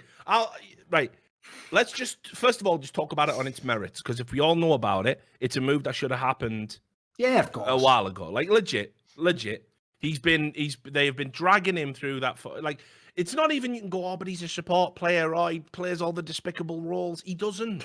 He's just garbage. Like, he's just straight garbage. I remember, fucking hell, I saw an argument with someone on fucking Reddit where they were going, why is it that every other in-game leader besides Dick Stacey, right? This is legit what he said. Why is it every other in-game leader besides Dick Stacey, right, is allowed to have terrible stats? And someone replied with, Dick Stacey is not the IGL. And underneath he just went, just checked. You're right. My God. It's like you have no idea how bad it is. Mate, honestly, like he was in Chernobyl and he'd actually got a fucking reading that worked. Like, went, oh, my God. Yeah, you're all dead. Like, you fucked. The Rats readers are capped at 999. Oh, God. Yeah, my God. Yeah, exactly. Dick Stacey's ratings cap at 0.5. My God. You know, it's mental. So anyway, like, I did see this move, when I was preparing for the show, and it should have happened a long, long time ago. Now, it's a tragedy now. It's a tragedy because they want to do all this content, right? He is the biggest personality on the team. He's never going to get that chance. The fucked up thing is he could have broke out in something like fucking 100 Thieves. Like, he could have totally, like... Oh, Renegades. It could have broke out on Renegades and totally, like, reinvented himself. And been like getting more and more attention. It wasn't Greyhound anymore. It was Renegades. It was a serious organization.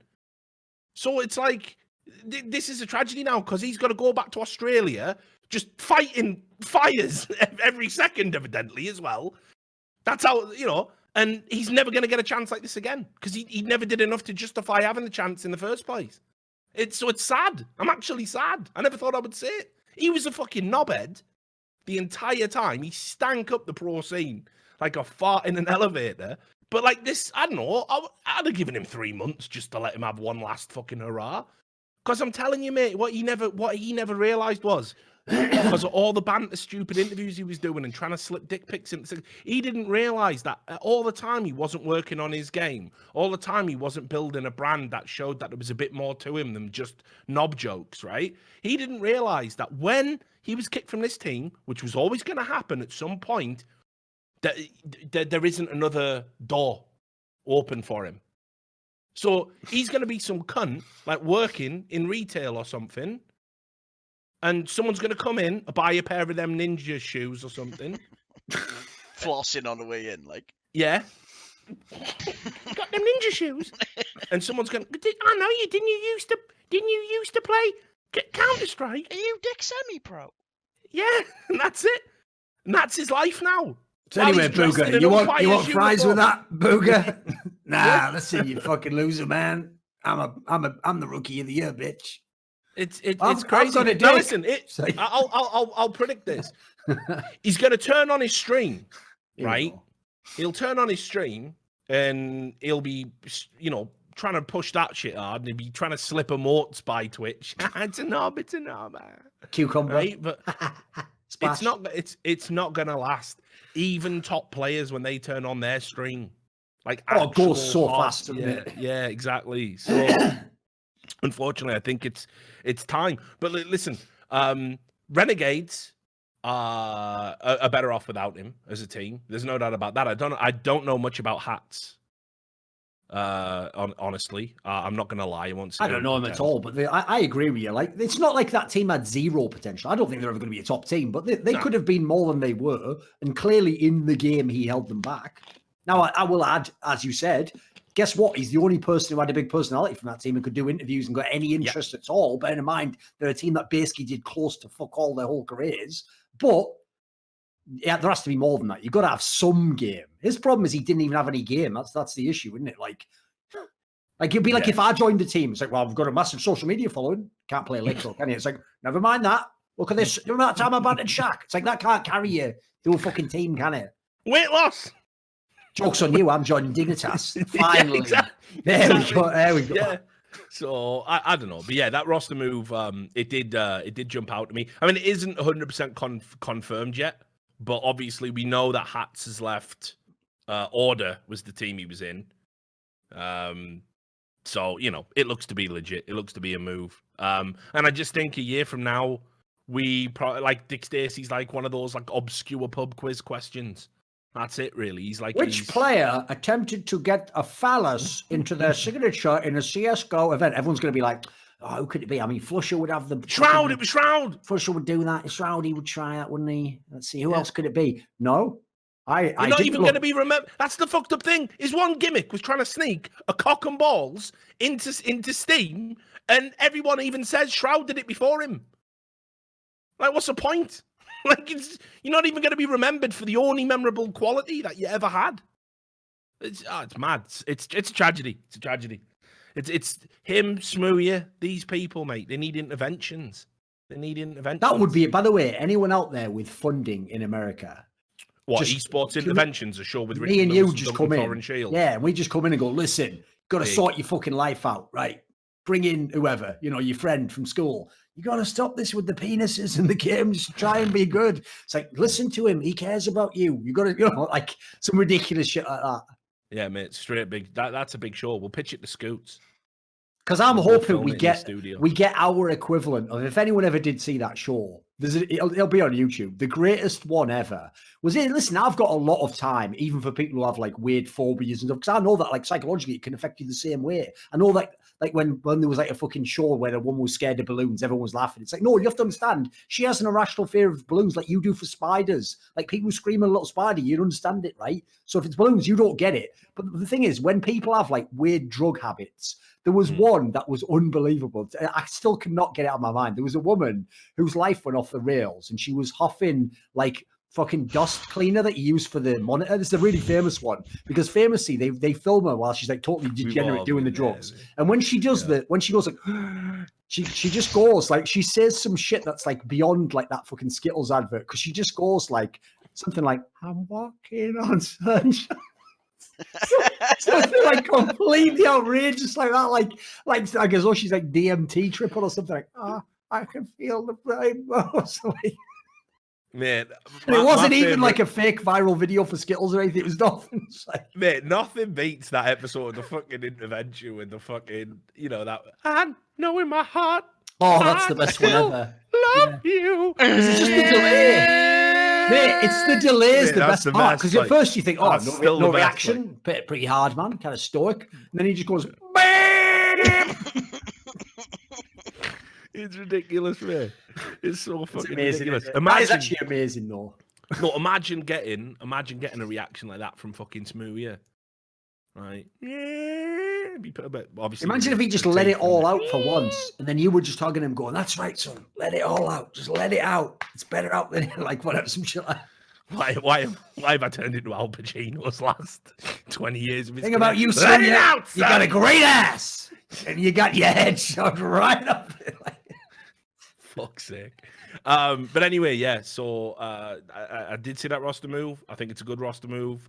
Might talk about it again when it's confirmed. Probably not. Hopefully something more interesting's happened by then. But back to the Swedish shuffle. So we got Dignitas. Now, the new NIP team, as it stands, which, by the way, Forrest was pushing weight in that fucking team. He was getting things done. He had some really good standout performances. Twist seemed to be energized. Obviously, I really rate Rez.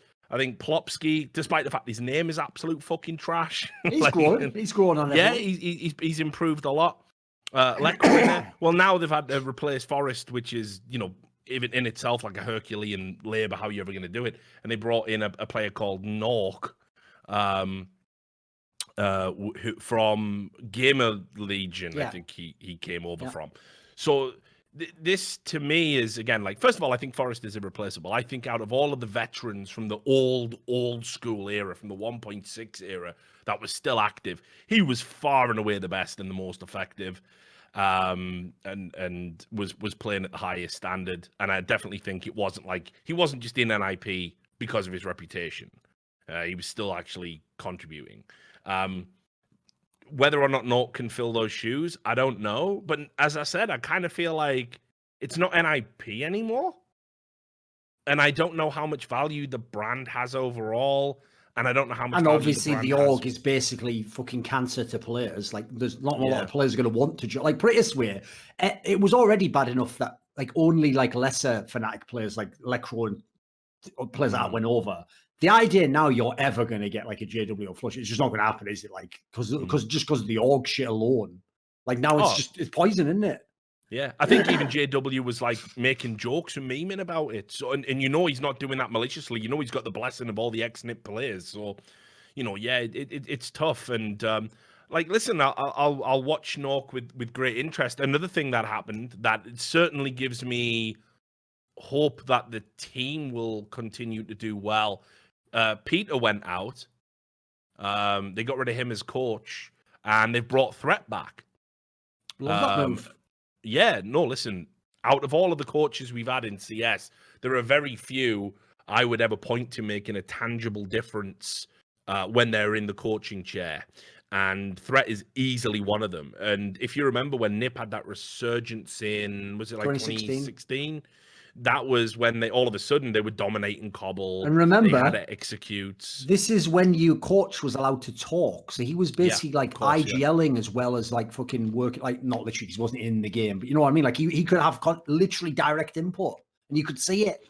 Like you say, it's one of the most tangible. You don't even have to guess what he was doing. You could see the shit they were doing differently. So that's why that angle's really exciting to me, because in NIP now, it's all just a bunch of young players. Well, if you give that team to Threat and they listen to him and he can mold them, that's where they could be a good team. Yeah, totally. And I think there is that potential there. I was never sold on Peter as a coach either. I was always skeptical of that. I know that obviously, like people like Get Right and knew him from back in the day because obviously Peter was a decent 1.6 player as well. But there was something in his twit longer that he put out where he said that he handled the removal of Get Right really poorly, and he would have done it differently if he had the chance. And he said, maybe I will talk about it in more detail in the future. So that's kind of weird. I'll just read you exactly what he said. So we've got the quote. He said, "I'll take away good and bad memories with me, some that I'm proud of and some I'm not so proud of. I'm mostly proud on getting Plopsky on the team. He turned out to be a great fit both on and off the server. He has a bright future. I believe he will be around for a long time. There are a lot of things I'm not proud of. The biggest of them was how I handled the removal of Get Right from the team. I might go into detail about that at a later stage. I apologize to him in person, but I'd also like to take the opportunity to do it now in public. Chris, you are a great guy and deserve the best in life." And that's kind of interesting because, first of all, it implies that Peter, and again, this is a guy who's always had like sort of a very weird relationship with the truth, but it implies that Peter was in charge of the roster, which really? Because he's taking credit for getting Plopsky on the team. I don't think you tell the likes of Get Right and Forrest who they're playing with without their input, personally. But then also, there was a drama that happened, evidently, that we know nothing about. It was one that somehow was kept hermetically sealed, which is super rare in Counter-Strike and super rare in esports in general. And when you think about how we were watching at the time when they said, "Oh, Get Right's leaving. Oh no, he's a sub. Oh, but he's sticking around. Oh, but it's his last major, or is it? We'll see." And Get Right's not retiring, and the whole thing was handled badly. And he's saying, I fucked up with that. So I would love to know what went on there, personally. I don't know if you have any insight yourself. No, but I mean, I'm just going to guess. Maybe that means it was his idea to do that whole stupid angle where they didn't, as I've said, they never, it would hold up in court. They never ever said Get Right's definitely retiring. But they did like what people do when they do hit pieces about me. There's nothing I can take them to court for because they use every other word than directly saying what they mean, while all the subtext says exactly what they mean, which is like the subtext did say Get Right's retiring, maybe now even after ESO Cologne and or the major, and because what they did is make it sound as though him leaving meant he was retiring, because they said he was going to transition to like a rollout.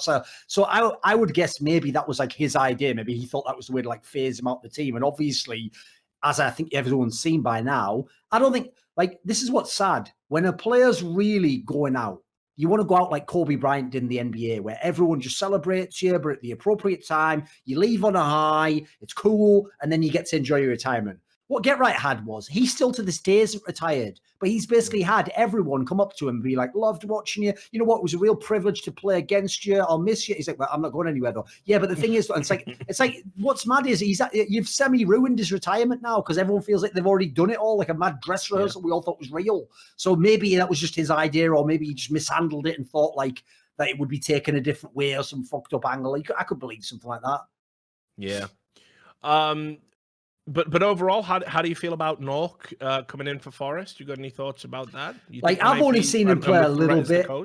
He was the player, I'll say, that within the Swedish scene of the players who aren't on Nip and Fnatic was the one that would get all the hype. Like I saw other people make comments like he's going to be the truth man, or like if you just wait till he gets into a team, I suppose he's like a really good AWPer. So I'm interested in it as a move. Like I said, to me, the main component mechanism that makes this story go is the threat angle. Is the idea if you give this guy talent, like especially talent that can be molded, I think a lot is possible. I have a lot of respect for his game. I always thought the only problem Threat had and he didn't even have this in Nip, maybe because it was when he could talk during the rounds, was he's the sort of IGL who also isn't a super forceful personality. So I never thought personally he would have like gotten some big ego to turn around their game.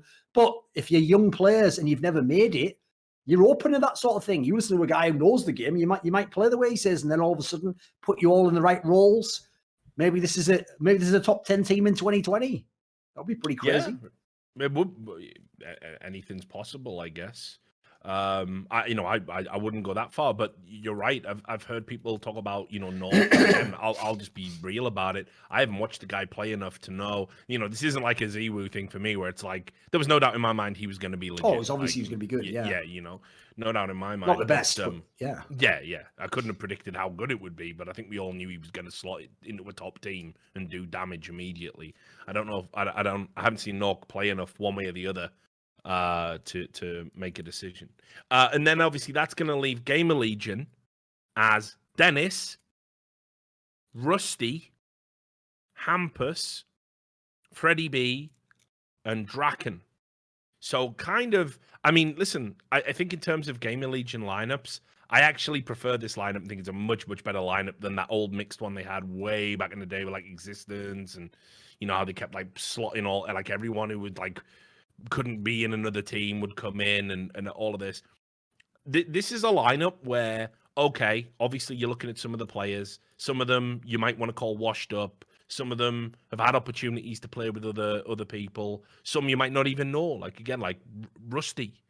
But the reality is, I think this is a fucking solid team, honestly. It's not a terrible one. Bearing in mind, Gamer Legion has no name recognition. You start hearing that lineup. It's not terrible. Mate, to put it in context, we talked about Big and how I didn't have any great... Like, this team would beat Big.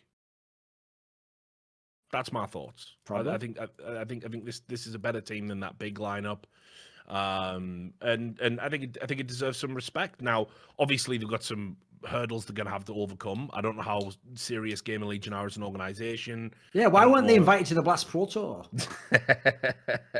I don't know how included they're going to be in the big scheme of things to kind of get the ranking points or get the big scalps to get the attention. Probably just going to have to go to DreamHack Open or something, aren't they? That's probably the future for them. Yeah, and honestly, but they've got heart, like breaking someone's heart in a qualifier written all over them, like 100%.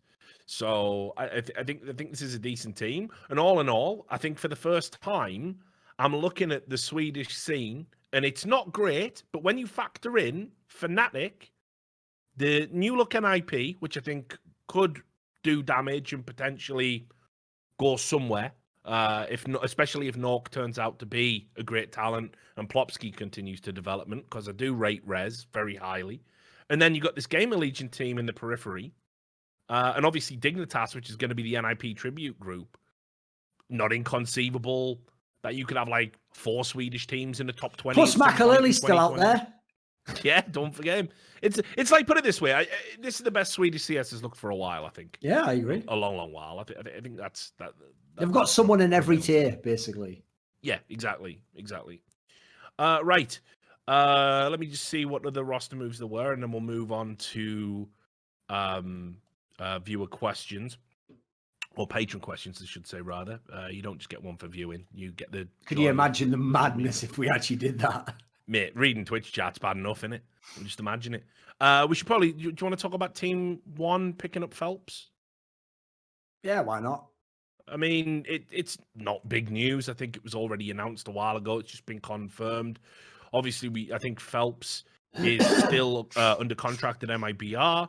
And Team 1 have released Bit and BLD from the roster. So they wanted to pick up someone with a bit of firepower, bit high profile.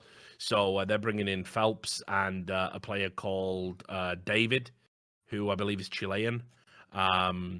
So we're starting to see, more South Americans playing alongside Brazilians, which kind of leads you to believe that actually, despite all of the talent that was in Brazil, for whatever reason, there's that old problem that there's players that can't play with each other and they're happy now. They'd rather take somebody that maybe doesn't speak Portuguese or, not fluent Portuguese, or even somebody who's just not Brazilian into the lineups. Rather than maybe look kind of further down the trough. And that could be for personal reasons, could be for contractual reasons, like you got crazy situations like with Furia. But anyway, so Phelps joins this team. So you got that Maluk in there, TRX, Barton, Phelps, and David. For me, again, it's the same story. It's kind of like an Oscar situation. Fucking, when you consider where Phelps was and what we were talking about with him last year, and he's starting the year in Team 1 on loan, it's madness to me. considering how good he is. And remember, he's good. He's been around a while. He's still only 23. No, that is a real, like, some of these other tragedies we mentioned on this show are just people fucked up their own career.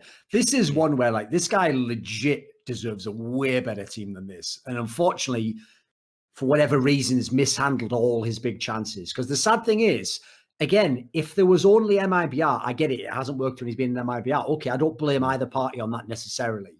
But the idea that, like, Furia has obviously flirted with being a top 10 team and having good results, and they've got good players now. The idea you're not even in that team, in fact, scratch that, you're not even in the old Iron team. You're not in any of the teams. Now you go into this squad that's even below them. It's like, come on, man, this is just brutal. Like, one of the things that sucks to me is as soon as I knew it wasn't going to work the second time for Phelps in MIBR, I even said this, it'll be on Twitter somewhere. I even said, I really hope, no joke, that Phelps is putting in all his effort to make his English as fluent as possible, because this guy should be in, like, an international team. This guy should be in, like, Mouse Sports or something. Imagine what someone like Carrigan would do with this guy if he had, like, I think, as far as I know, he can speak English. I just don't know whether he himself's comfortable with it or whether he's locked into a paradigm. He has to be in a Brazilian team, but his talents are way better than this. So if he's not going to be in Furia, at least go abroad if you can. Like there's another player. If we can sign players like Ben Tet to these big NA orgs, what, you can't go to NA, you can't go to a big team. I'd love to see this guy in fucking Gen G, Cloud9, something. That'd be banging. Oh yeah, he's a totally. really skilled player. No, listen, we got to talk about how, like, the way Brazil, like, once you play at the top level, like the way MABR like casts you off. Oh, it's crazy. They cast you into oblivion. It's like they consume your soul and then just toss your lifeless body to the side and go, all right, there we go, more souls for Fallen. Like, it really does make you think that when you call Fallen the godfather of Brazilian Counter-Strike, like, you mean Marlon Brando? You don't fucking just mean everything he's done to cultivate it, because literally you play on that team, and if you're ever blamed as being the reason or deemed surplus to requirements, you are fucked. Why is FNX not on a decent team? Why is Bolts, like, kind of out there pissing, like, you know, sailing in the wind? Why is fucking Phelps joining Team 1? These are banging world-class players. It just seems insane to me that these guys, like, with all of their experience, all of their pedigree, all of their talent, they're playing on these, like, teams that's basically like you either play in ESEA or, you know, fucking the Mountain Dew League, and that's all you do. And this is insane. Meanwhile, we like you point out, we're seeing NA teams pick up people like Bentet now. Expect an Asian influx, by the way.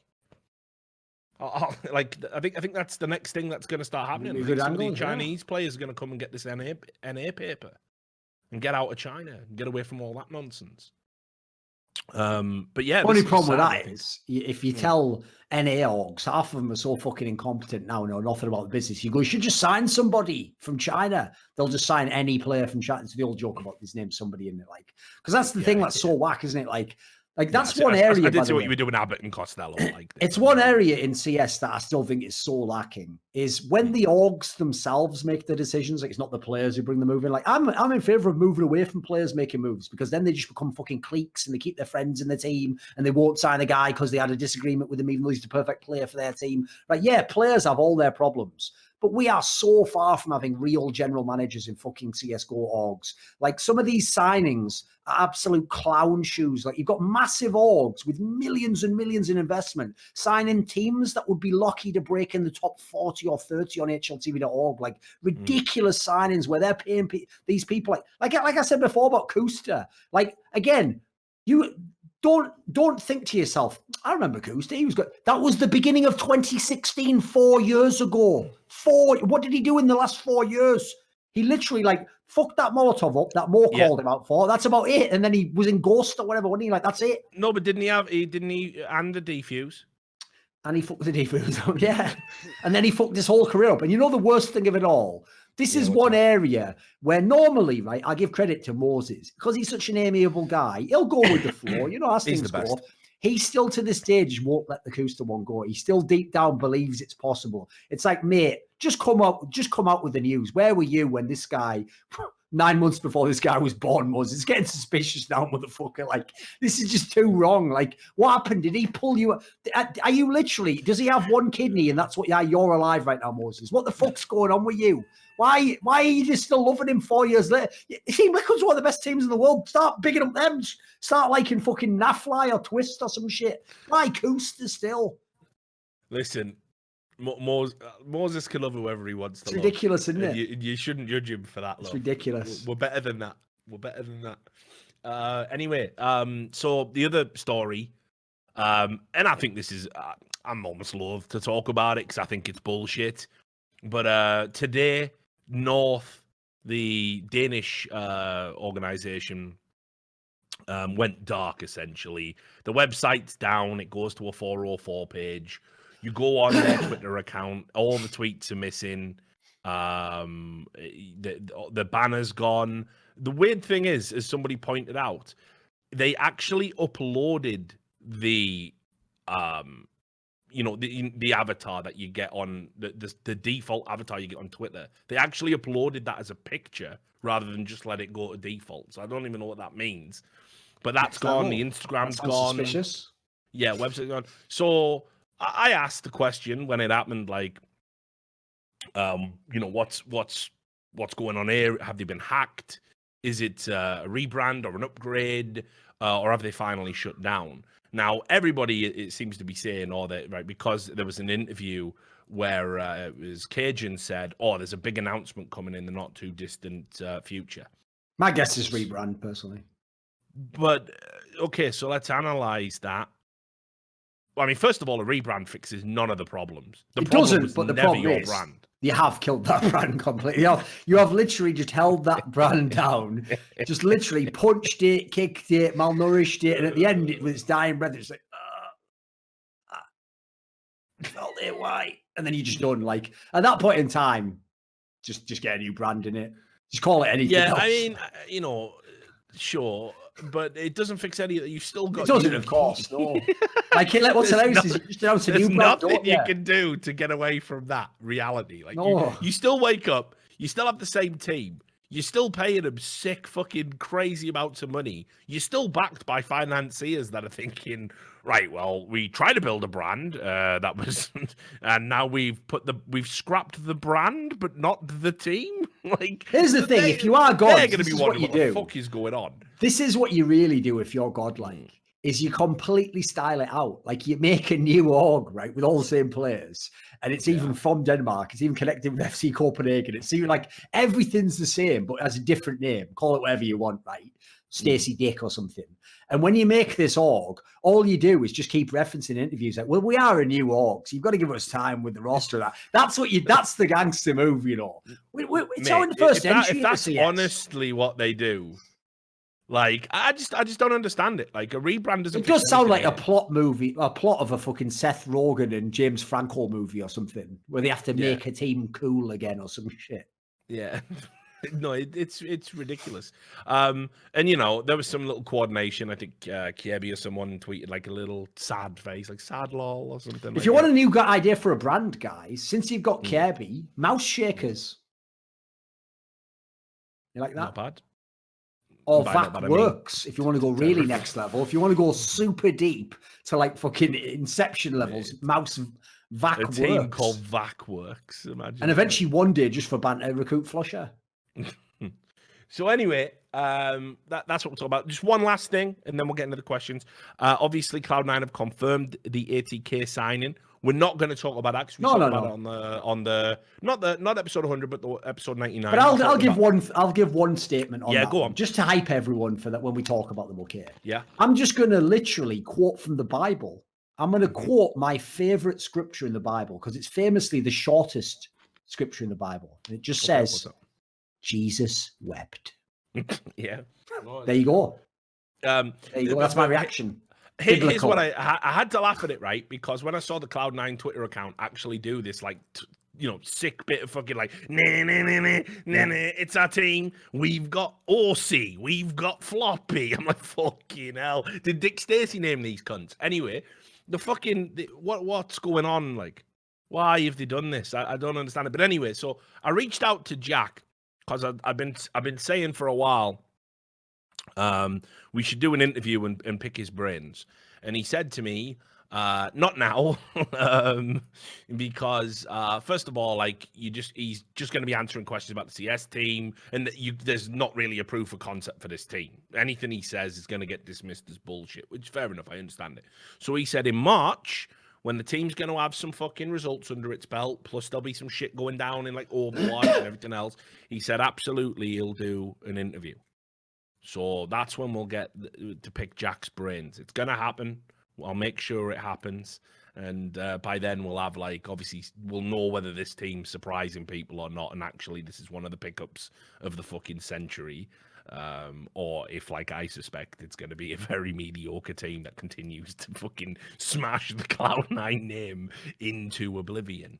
Like Soleimani. But we'll see. But keep your eyes peeled for March. That's when I'll be talking to Jack about it. Right. Let's do patron questions. $50, guys. You throw in $50, you or more. You can ask a question on the show. So let's get into it. So, Butt Pounder 420. Do you guys have any plans to bring on guests more often? Now, listen. I don't necessarily object to that as an idea. I think it's terrible. No, and we did do it now and then, didn't we? Back in the day, we used to have the odd guest on. We had Moses on one back in the previous one when the Alpha Draft era. Yeah, I remember that, and people were like, "Oh, that's brilliant! That is because it's something different." We had, but the reality is that, as well. Yeah, true. Oh, there we go. Yeah, true. Yeah. Now, I don't object to the idea, but the thing you have to remember is, the more people you start piling into a podcast, the harder it gets to manage dates, times, of course, people's internet connections. You start adding more and more variables. Whereas, like, when it's me and Duncan and Sam, it's literally turn up, sit down, talk. Also as well, I pretty much know, I'm going to bring up the topics. Duncan's going to, knock the talking points out the park. Sam's going to hit all the buttons and edit out all the crazy shit he's like. We've got a very good workflow. We all understand it, right? But again, you start adding guests in, you don't know what they're going to want to. They might want to talk about something different, or they might have a very different opinion. Sometimes it's not even beyond the realm of possibility on these podcasts because we're all doing them in different time zones. We're all fucking tired. Sometimes Duncan's done 10 fucking videos that day and he comes in and then he's got to sit down and just listen to Moses. So Coosters, fuck off, Jason! And he just snaps, and then we all have an argument, we have a row about it, and we don't talk to each other for 2 days, and then go, God, that was silly, wasn't it? And we did it in public. So there's lots of stuff, when you start adding guests into the mix, it's just the reality of, the esports schedule and how over-familiar we are. Now, all of that being said, if there's ever anybody that just wants to come on the show and I think they're a good guest, and they reach out, I'm not going to say no to it. I can think of an obvious first candidate. Go on, then. Smoya. On that this would be show. Pure banter, just for a one-off, obviously. Well, would he dare walk into the Lion's Den, prove himself the hero's No, but journey? here's the thing. While it would be fire, right? Obviously, he's so fucking mental, and we've banged on him as the Rat King for so long. He probably just comes on, goes, screams something unbelievably. Goes, like that guy in the best cry ever or whatever. Just says something that's going to get my fucking channel banned. I still love you. Yeah, right? Like 1 minute in. And that's it. And I've got to carry the can. And I'm like saying, come on, Twitch, that weren't my fault. I can't. That is also true Read the small print in your contract. That's what I'm going to get told. Yeah, that's also something people don't realize is you also, everyone wants it to be fucking drama and all arguments. That's a great way to get all your shit banned and ruin your whole career. Brilliant. Yeah, of course. If my Twitch channel got banned, that does represent years and years of work, building it up, getting all the subs in, all of that stuff, running the No Majors Club on it. So it's a risk. Now, I'm not saying he'd do that. I'm not saying he's that much of a cunt, obviously. No. But every time it's one of the reasons why we never brought Trash Talk back, because we were all fucking mad paranoid about trying to think of a way that you can insulate yourself from having lunatics come on and fuck with your shit. Because it was different in fucking 2015, 2016, where, Twitch didn't, you weren't getting banned on Twitch if someone came on and shouted something abusive or against TOS, and you were desperately pressing buttons to get rid of them. They wouldn't hold you accountable for that. Now they do. Now now you get held accountable if someone uses a text-to-speech donation to say something ridiculous. Even if you're in the process of like shutting it down, you can still get banned for that. So, yeah, again, I'm not saying any of this applies to why we wouldn't bring guests on by the numbers, but you just got to be super careful about who it is and how it all pans out. But I'm with you. I might even talk to Smoothie about like, if not coming on this show, doing like do an interview or something. Yeah, like he's definitely worth an interview at this point, like a pre-recorded fucking interview. Even if it goes ugly, I won't edit it out. Like even if he starts getting wide and threatens to fucking stab me up or something. So, anyway, thanks for the question, But Pounder, and your constant patronage. Sun-made raisins. Do you ever think carrier pigeons will make a comeback, like with drug dealers or whoever? So it's very. The thing what you don't know, sun-made raisins, and I can tell you this firsthand, they don't use carrier pigeons, but they if you go into put it this way, they definitely be using them in ghettos in the UK, and I'm pretty sure I've read about it in some ghettos in the US, where they use them to signal, police activity and raids and stuff, and they send them up. So I don't know if that's still a thing, but obviously you see you can have pigeons, can't do anything about pigeons. So they do play a part in the illicit drug trade, as far as I'm aware. Now that might be like something that they haven't done for decades, and there's just better ways of doing it now. I mean, I'm probably going back to the days when motherfuckers were using pages talking about that, but that was definitely a thing that used to happen. In fact, it was in Training Day, so it must be real. So one of our favorite movies for the line about getting your shit pushed in. Indeed, it was a go-to. People are saying they're using drones now. I mean, I just think that lacks finesse and class, right? But pigeons, that's pigeons can't snitch either, mate. Can't backtrace a pigeon, can you? Exactly, trace a drone. Exactly. For sure. So I don't think they ever went away, but you never used to use carrier pigeon. Like, you're not strapping a fucking wrap of heroin or a fucking pigeon's leg and hoping it gets to its destination, are you? That's just not going to work. So appreciate the question. Don't know why you asked it here, but fair enough. And Duncan, any thoughts on that? Any thoughts on carrier pigeons? Don't know. All I know about pigeons is when Mike Tyson used to be fucking around with them, going, I love my guy like a knife. That's all I know about pigeons. There you go. That's it. Why is your Mike Tyson? Oh, and that brilliant Michael Jackson. I've never understood that. It's ignorant. Pigeons it's ignorant. Lovely, no pigeon. It's ignorant. Right. Alice the Alchemist asks, hey, Rich, hope you're well. Do you, Thorin and Sam, have any suggestions for podcasts or notable figures that you guys like to indulge in after a long day's work or in your spare time? It was discussed in the Discord a few days ago, so thank you very much for recommending Terence McKenna to all of us. And we were talking about Terence McKenna on my Discord. Right. So I'll let you go first with this one, Duncan. I know you listen to a lot of podcasts. You probably got some I don't know about. Sure. Let me think, actually. What would be a good one for this audience? I'll have a look, actually. Let's have a look on the old computer. Let's have a look here. What have we got here? Actually, I'll give you a good one because everyone's going to know the Joe Rogan Experience, right? Everyone's heard of that one. Well, one of the people who's one of Joe Rogan's friends who appears on that show often is this guy, Ari Shaffir.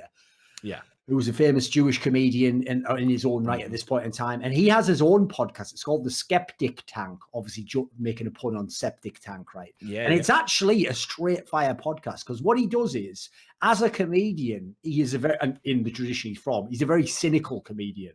He's one of those people who almost like sort of like can get a weird fascination out of like how fucked people's lives can be. So all he does on these episodes is every episode's a totally different guest, and it's just all about whatever the theme of that guest's life is. Like if there's a guy who was drunk, like he has one where there was a guy who was a heroin addict and literally was on the streets of like some Canadian city for like 10 years as a heroin addict, like selling his ass for fucking black tar heroin or whatever. And the cool thing is, rather than just be like, oh, it's terrible, Ari Shaffir will just be like, so when he used to buy the heroin, like was the first hit always like fucking, I bet you wish you had it right now, don't you? He'll just ask like ridiculous questions like you shouldn't ask, but it makes it super compelling. Listen, like really good. And they're all different. Like the one's like a woman who's in the military and then one's like a guy who's doing some other shit. So it's actually really interesting. Like all of them are totally different and there's a pretty good angle on it. So there's one. If you want a sports one, I'll give you a sports one that people might not have seen actually, which is if you're a fan of the NBA, there's a fairly new podcast that's come out called All the Smoke or something, which is with Steven Jackson and Matt Barnes, who were sort of like journeyman NBA players. And because they were NBA players, they do a really good job of sort of getting the other guest NBA players, like retired great players. They do a mega job of getting them to open up because they know all the stories. They can be like, so what about that time you and this teammate weren't getting along? I know you won championships. Like, they'll get all the insights. So if you like all the behind the scenes drama, because most of the guests are retired, like I say, you get like 1,000 times more piece of info than you would in like a real interview. Like, sit down with Larry King, like, so in the 90s, you're never going to get any of the cool info there. So there's another good one if people haven't seen it. That's a pretty straight fire one to listen to. Yeah, for me, listen, I'm trying to think what podcasts I've listened to like really recently. Like, I don't think I'm going to blow anyone away with any of the stuff that I talk about. I did get into that. I thought Serial, the Serial podcast, because that was more like an investigative journalism. I thought you meant Serial, like fucking Captain Crunch and no, it's called Serial. Snap, Crackle and Pop. It's like a true crime podcast. Okay. I think it came out before all of that Making a Murderer stuff and all that on Netflix. Okay.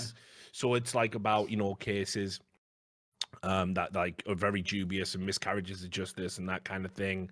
So that's like really sick. Obviously, like, listen to Bill Burr. Oh, that's a classic.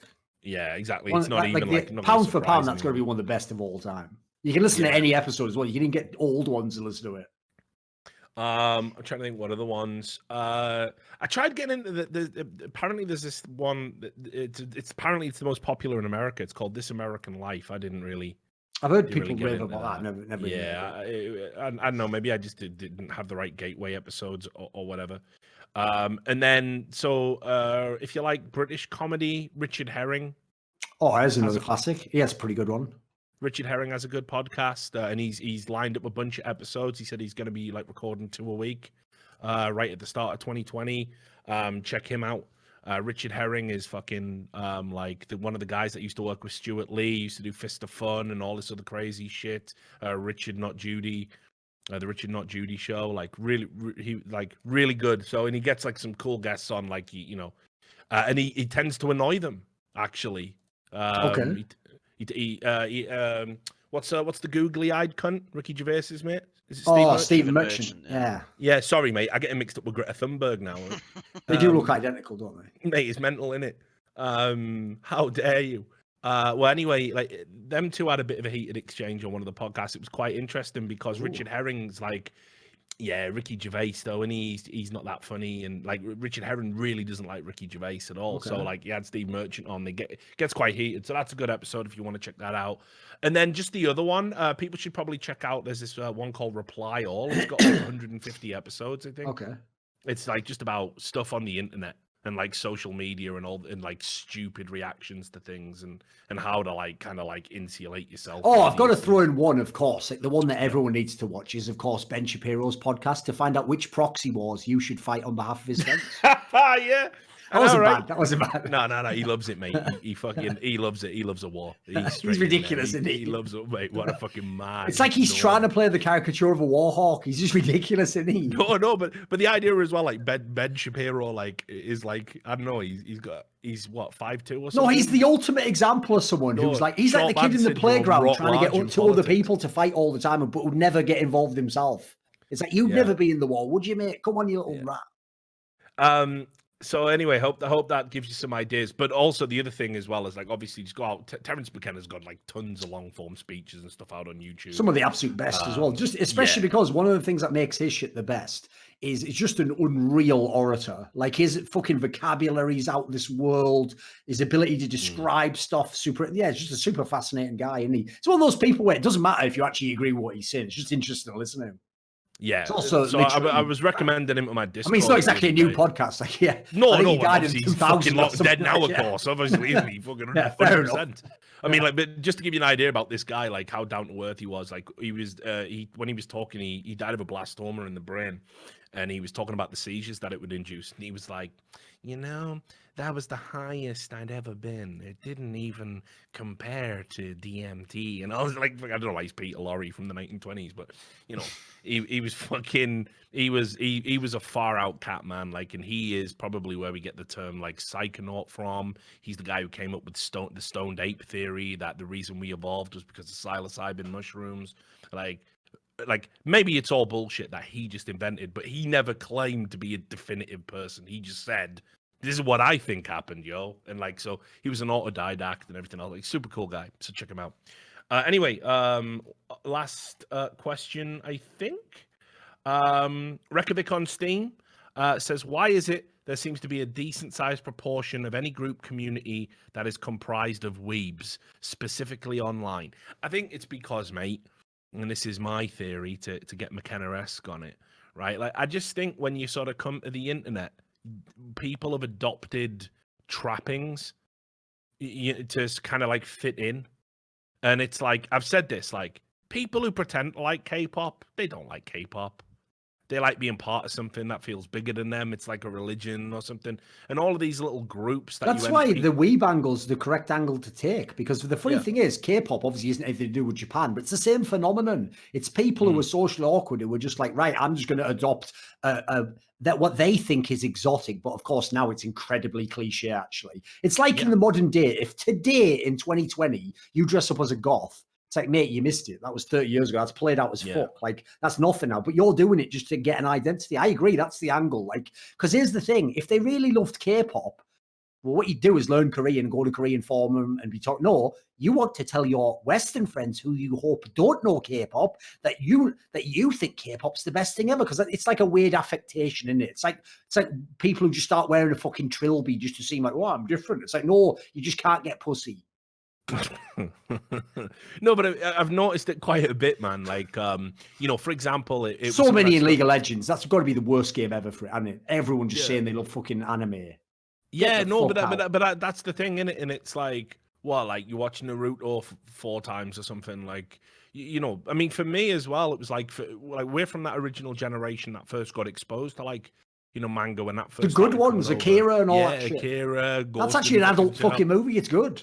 Yeah, like this was all like legit shit. Like before it became like a Fist of the North Star. Like all of that stuff before it became a parody of itself almost. And it for me it says something almost about your mentality that you adopted as an affectation when you consider the content. Like it's very teenage centric. It's not a great high art form. Most anime is throwaway trash.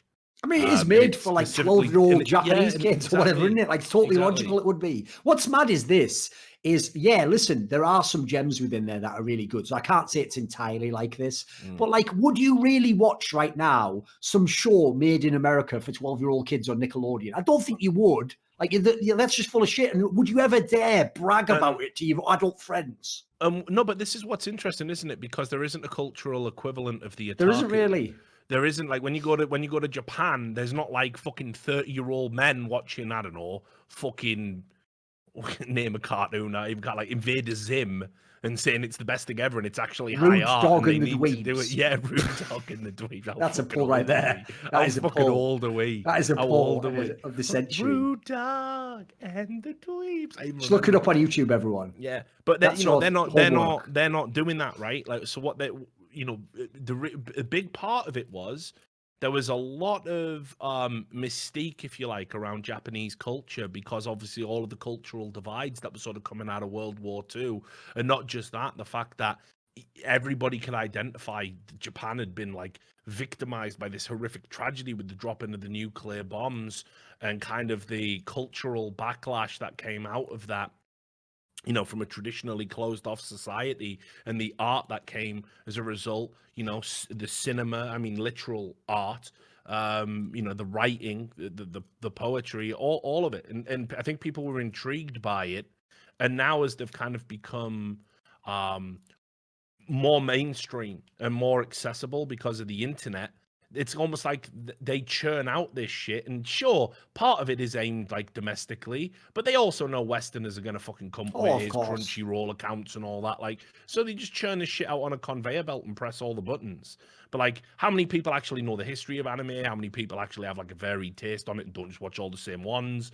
You know, I noticed it when I was in the FGC.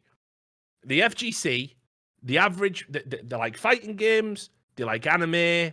You know, it's like there's a very like to belong to that group, you have to check all these boxes, and I do think it's an affectation.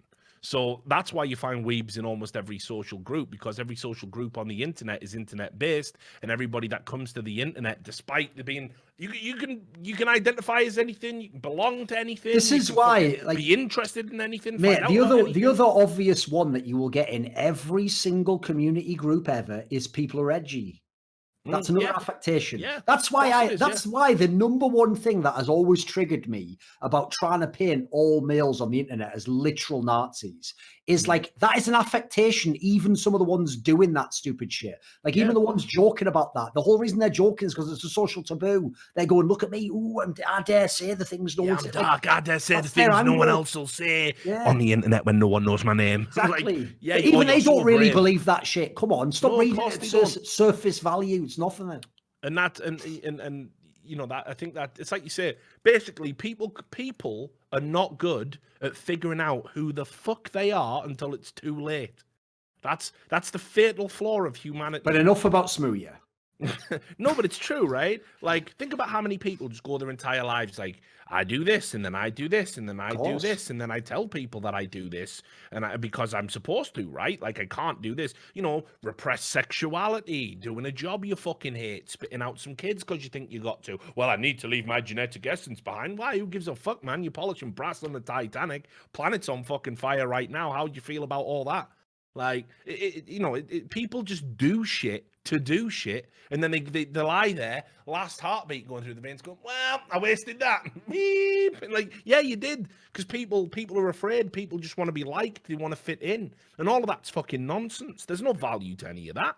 It's nice, but you can't live your life on that fucking premise. And so I think when we talk about weebs and all these other people that belong to all these groups, that's what we're really talking about, mate. We're talking about a bunch of people that adopt affectations to fit in and belong for as long as they possibly can. And that's why you find these people everywhere. You know, weebs everywhere. Some people even do it in esports. Are a great example as well. Like, that's why the biggest tell that someone in esports likes esports as an affectation is when they start using that language. Like, why do we let these people stay in our scene? And you're like, what do you?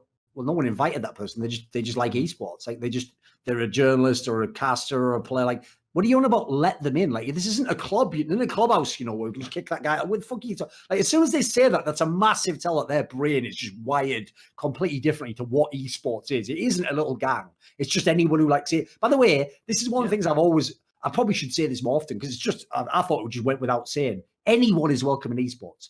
Even those stupid twats from Kotaku and Polygon can be in esports if they want. Just don't ruin the fucking scene, otherwise there will be consequences. But if you want to be in the scene and follow it and watch the games and love them and tweet about shit, do it. You know when I did that speech, we'll wrap up the show here, because this right. What I had like a really short window to get my thoughts together, and that's why the speech weren't as good as it could have been at the awards. But I wanted to get up and tell the story about what happened with the conquistadors. Okay. Right. And I'm sure I've told you this before. It's the perfect analogy for what we've done in esports, right? So the indigenous people, they've never seen a boat before. They've never seen a white man before. And what they see is these huge vessels somehow riding across the water, this vast expanse that had been, you know, they go out on the water on a little fishing boat in rivers. The idea of coming across from the great fucking mist that's rolling out there, literally coming over the horizon, is mind-blowing. And then they watched from the trees and they fucking saw these people in golden armor literally getting off these huge vessels that they couldn't comprehend. They thought the gods had turned up. So what they did was they fucking quickly gathered what they had. They got some trinkets, they got some fruit, they got all this, and they came down the hills and they fucking extended these gifts to their gods, finally arriving, talking in a language that they couldn't understand. And so what the conquistadors did was they took the fruit and they took the gear and they cut their fucking hands off and sent them up the hills as a warning. Right? That's what we did in esports with the Kotakus, with the Polygons, with all of these people who want to come in. We're like, yeah, it's great. The mainstream's here. Take our fruit. Take our fruit. Take our trinkets. We're so happy you're here with all of your viewerships. And they've gone, yeah, but you don't get to represent esports anymore, my friend, because we here now. So that was what I wanted to say when I was on stage. That was the speech I wanted to give, but I never did. I thought that was a bit too fucking heavy for everyone in the room. I don't think Dr. Disrespect would have clapped that one so much. But anyway, right. Just remember that analogy, guys. Next time someone tells you you don't get to rep the thing that you built. How very kind of you. How very progressive. Right. Oh, and just one other thing. While I was doing this show, can Richard Lewis, the original Richard Lewis, the Jewish comedian, can he stop being famous? Because it's pissing me off now. Because someone just literally tweeted at me saying, Anything But Love was such a good show. Have you ever considered a reunion? Jamie Lee Curtis seems open to one-offs these days. Listen, this has to stop. My profile pic is of... Right, Richard Lewis's iconic look is that he's got long hair and he's skinny and he dresses like a goth. And then you look at my profile pic and you're talking to me about Jamie Lee Curtis, for fuck's sake. Come on, get your shit together, guys. He's got to go, mate. He's not even the real Richard Lewis. I'm the real Richard Lewis. He'll be dead soon. Fuck him. That's going to be a terrible day for me. Oh yeah. Think about all the tweets I'm going to get. Like, yeah. Yeah, mental. Oh, just be playing the Kirby Enthusiasm music on the loop in the background. You wanted to be the most famous Richard Lewis, right? Well, you got your wish. Yeah, well, exactly. Be careful what you fucking want. Fucking Larry David will be messaging. Listen, man, loved working with you. It's just ridiculous. It was the shit. Right. Let's wrap up this fucking shit show. Let's get off. Thanks to everybody who tuned in to the show today. Nearly 3,000 viewers. Appreciate it. We're going to be back on a semi-regular schedule, events and everything permitting. So definitely appreciate it. I saw a lot of people resubbing. Obviously, I haven't streamed, so I appreciate that. I did hear a couple of donations come in. I don't know who you were, but I appreciate that. Obviously, as well, shout out to our sponsor, .com. Remember, you can fucking go over to and support them for supporting me. I'd really like it if you did. You go over, you create an account, you sign up with .com/RLS. You put $100 in, they'll match it up to. And then you can place esports bets in a safe, ethical environment. Make sure you do. Sam's going to have a lot of fun beeping all of that out for the YouTube. And obviously, shout out to all of the patrons that brought the show back from the dead. Our $100 patrons, Jerky's Minion, Alice the Alchemist, Alisha Uzmanov, formerly known as Detlef Insomniac, and Reykjavik on Steam. And our $50 patrons, Benakagi Assassin, Butt Pounder 420, Carve, Flacksmith, J Dubs, Lipscomb Davis, Madsen, Marcus Kyunpar, Mike Feed Me, Nemesis, Nikolai Lundgren, Sard Sawar, Sunmade Raisins, TC Owens, Tobias Bernasconi, Watch Doge. I know I got a lot of Australian fans. I know your country's fucking burning. We've been talking about it on Discord. It's an outrage. Make sure you all stay safe. And all being well and God willing, I will see you next week on By the Numbers. You all take care.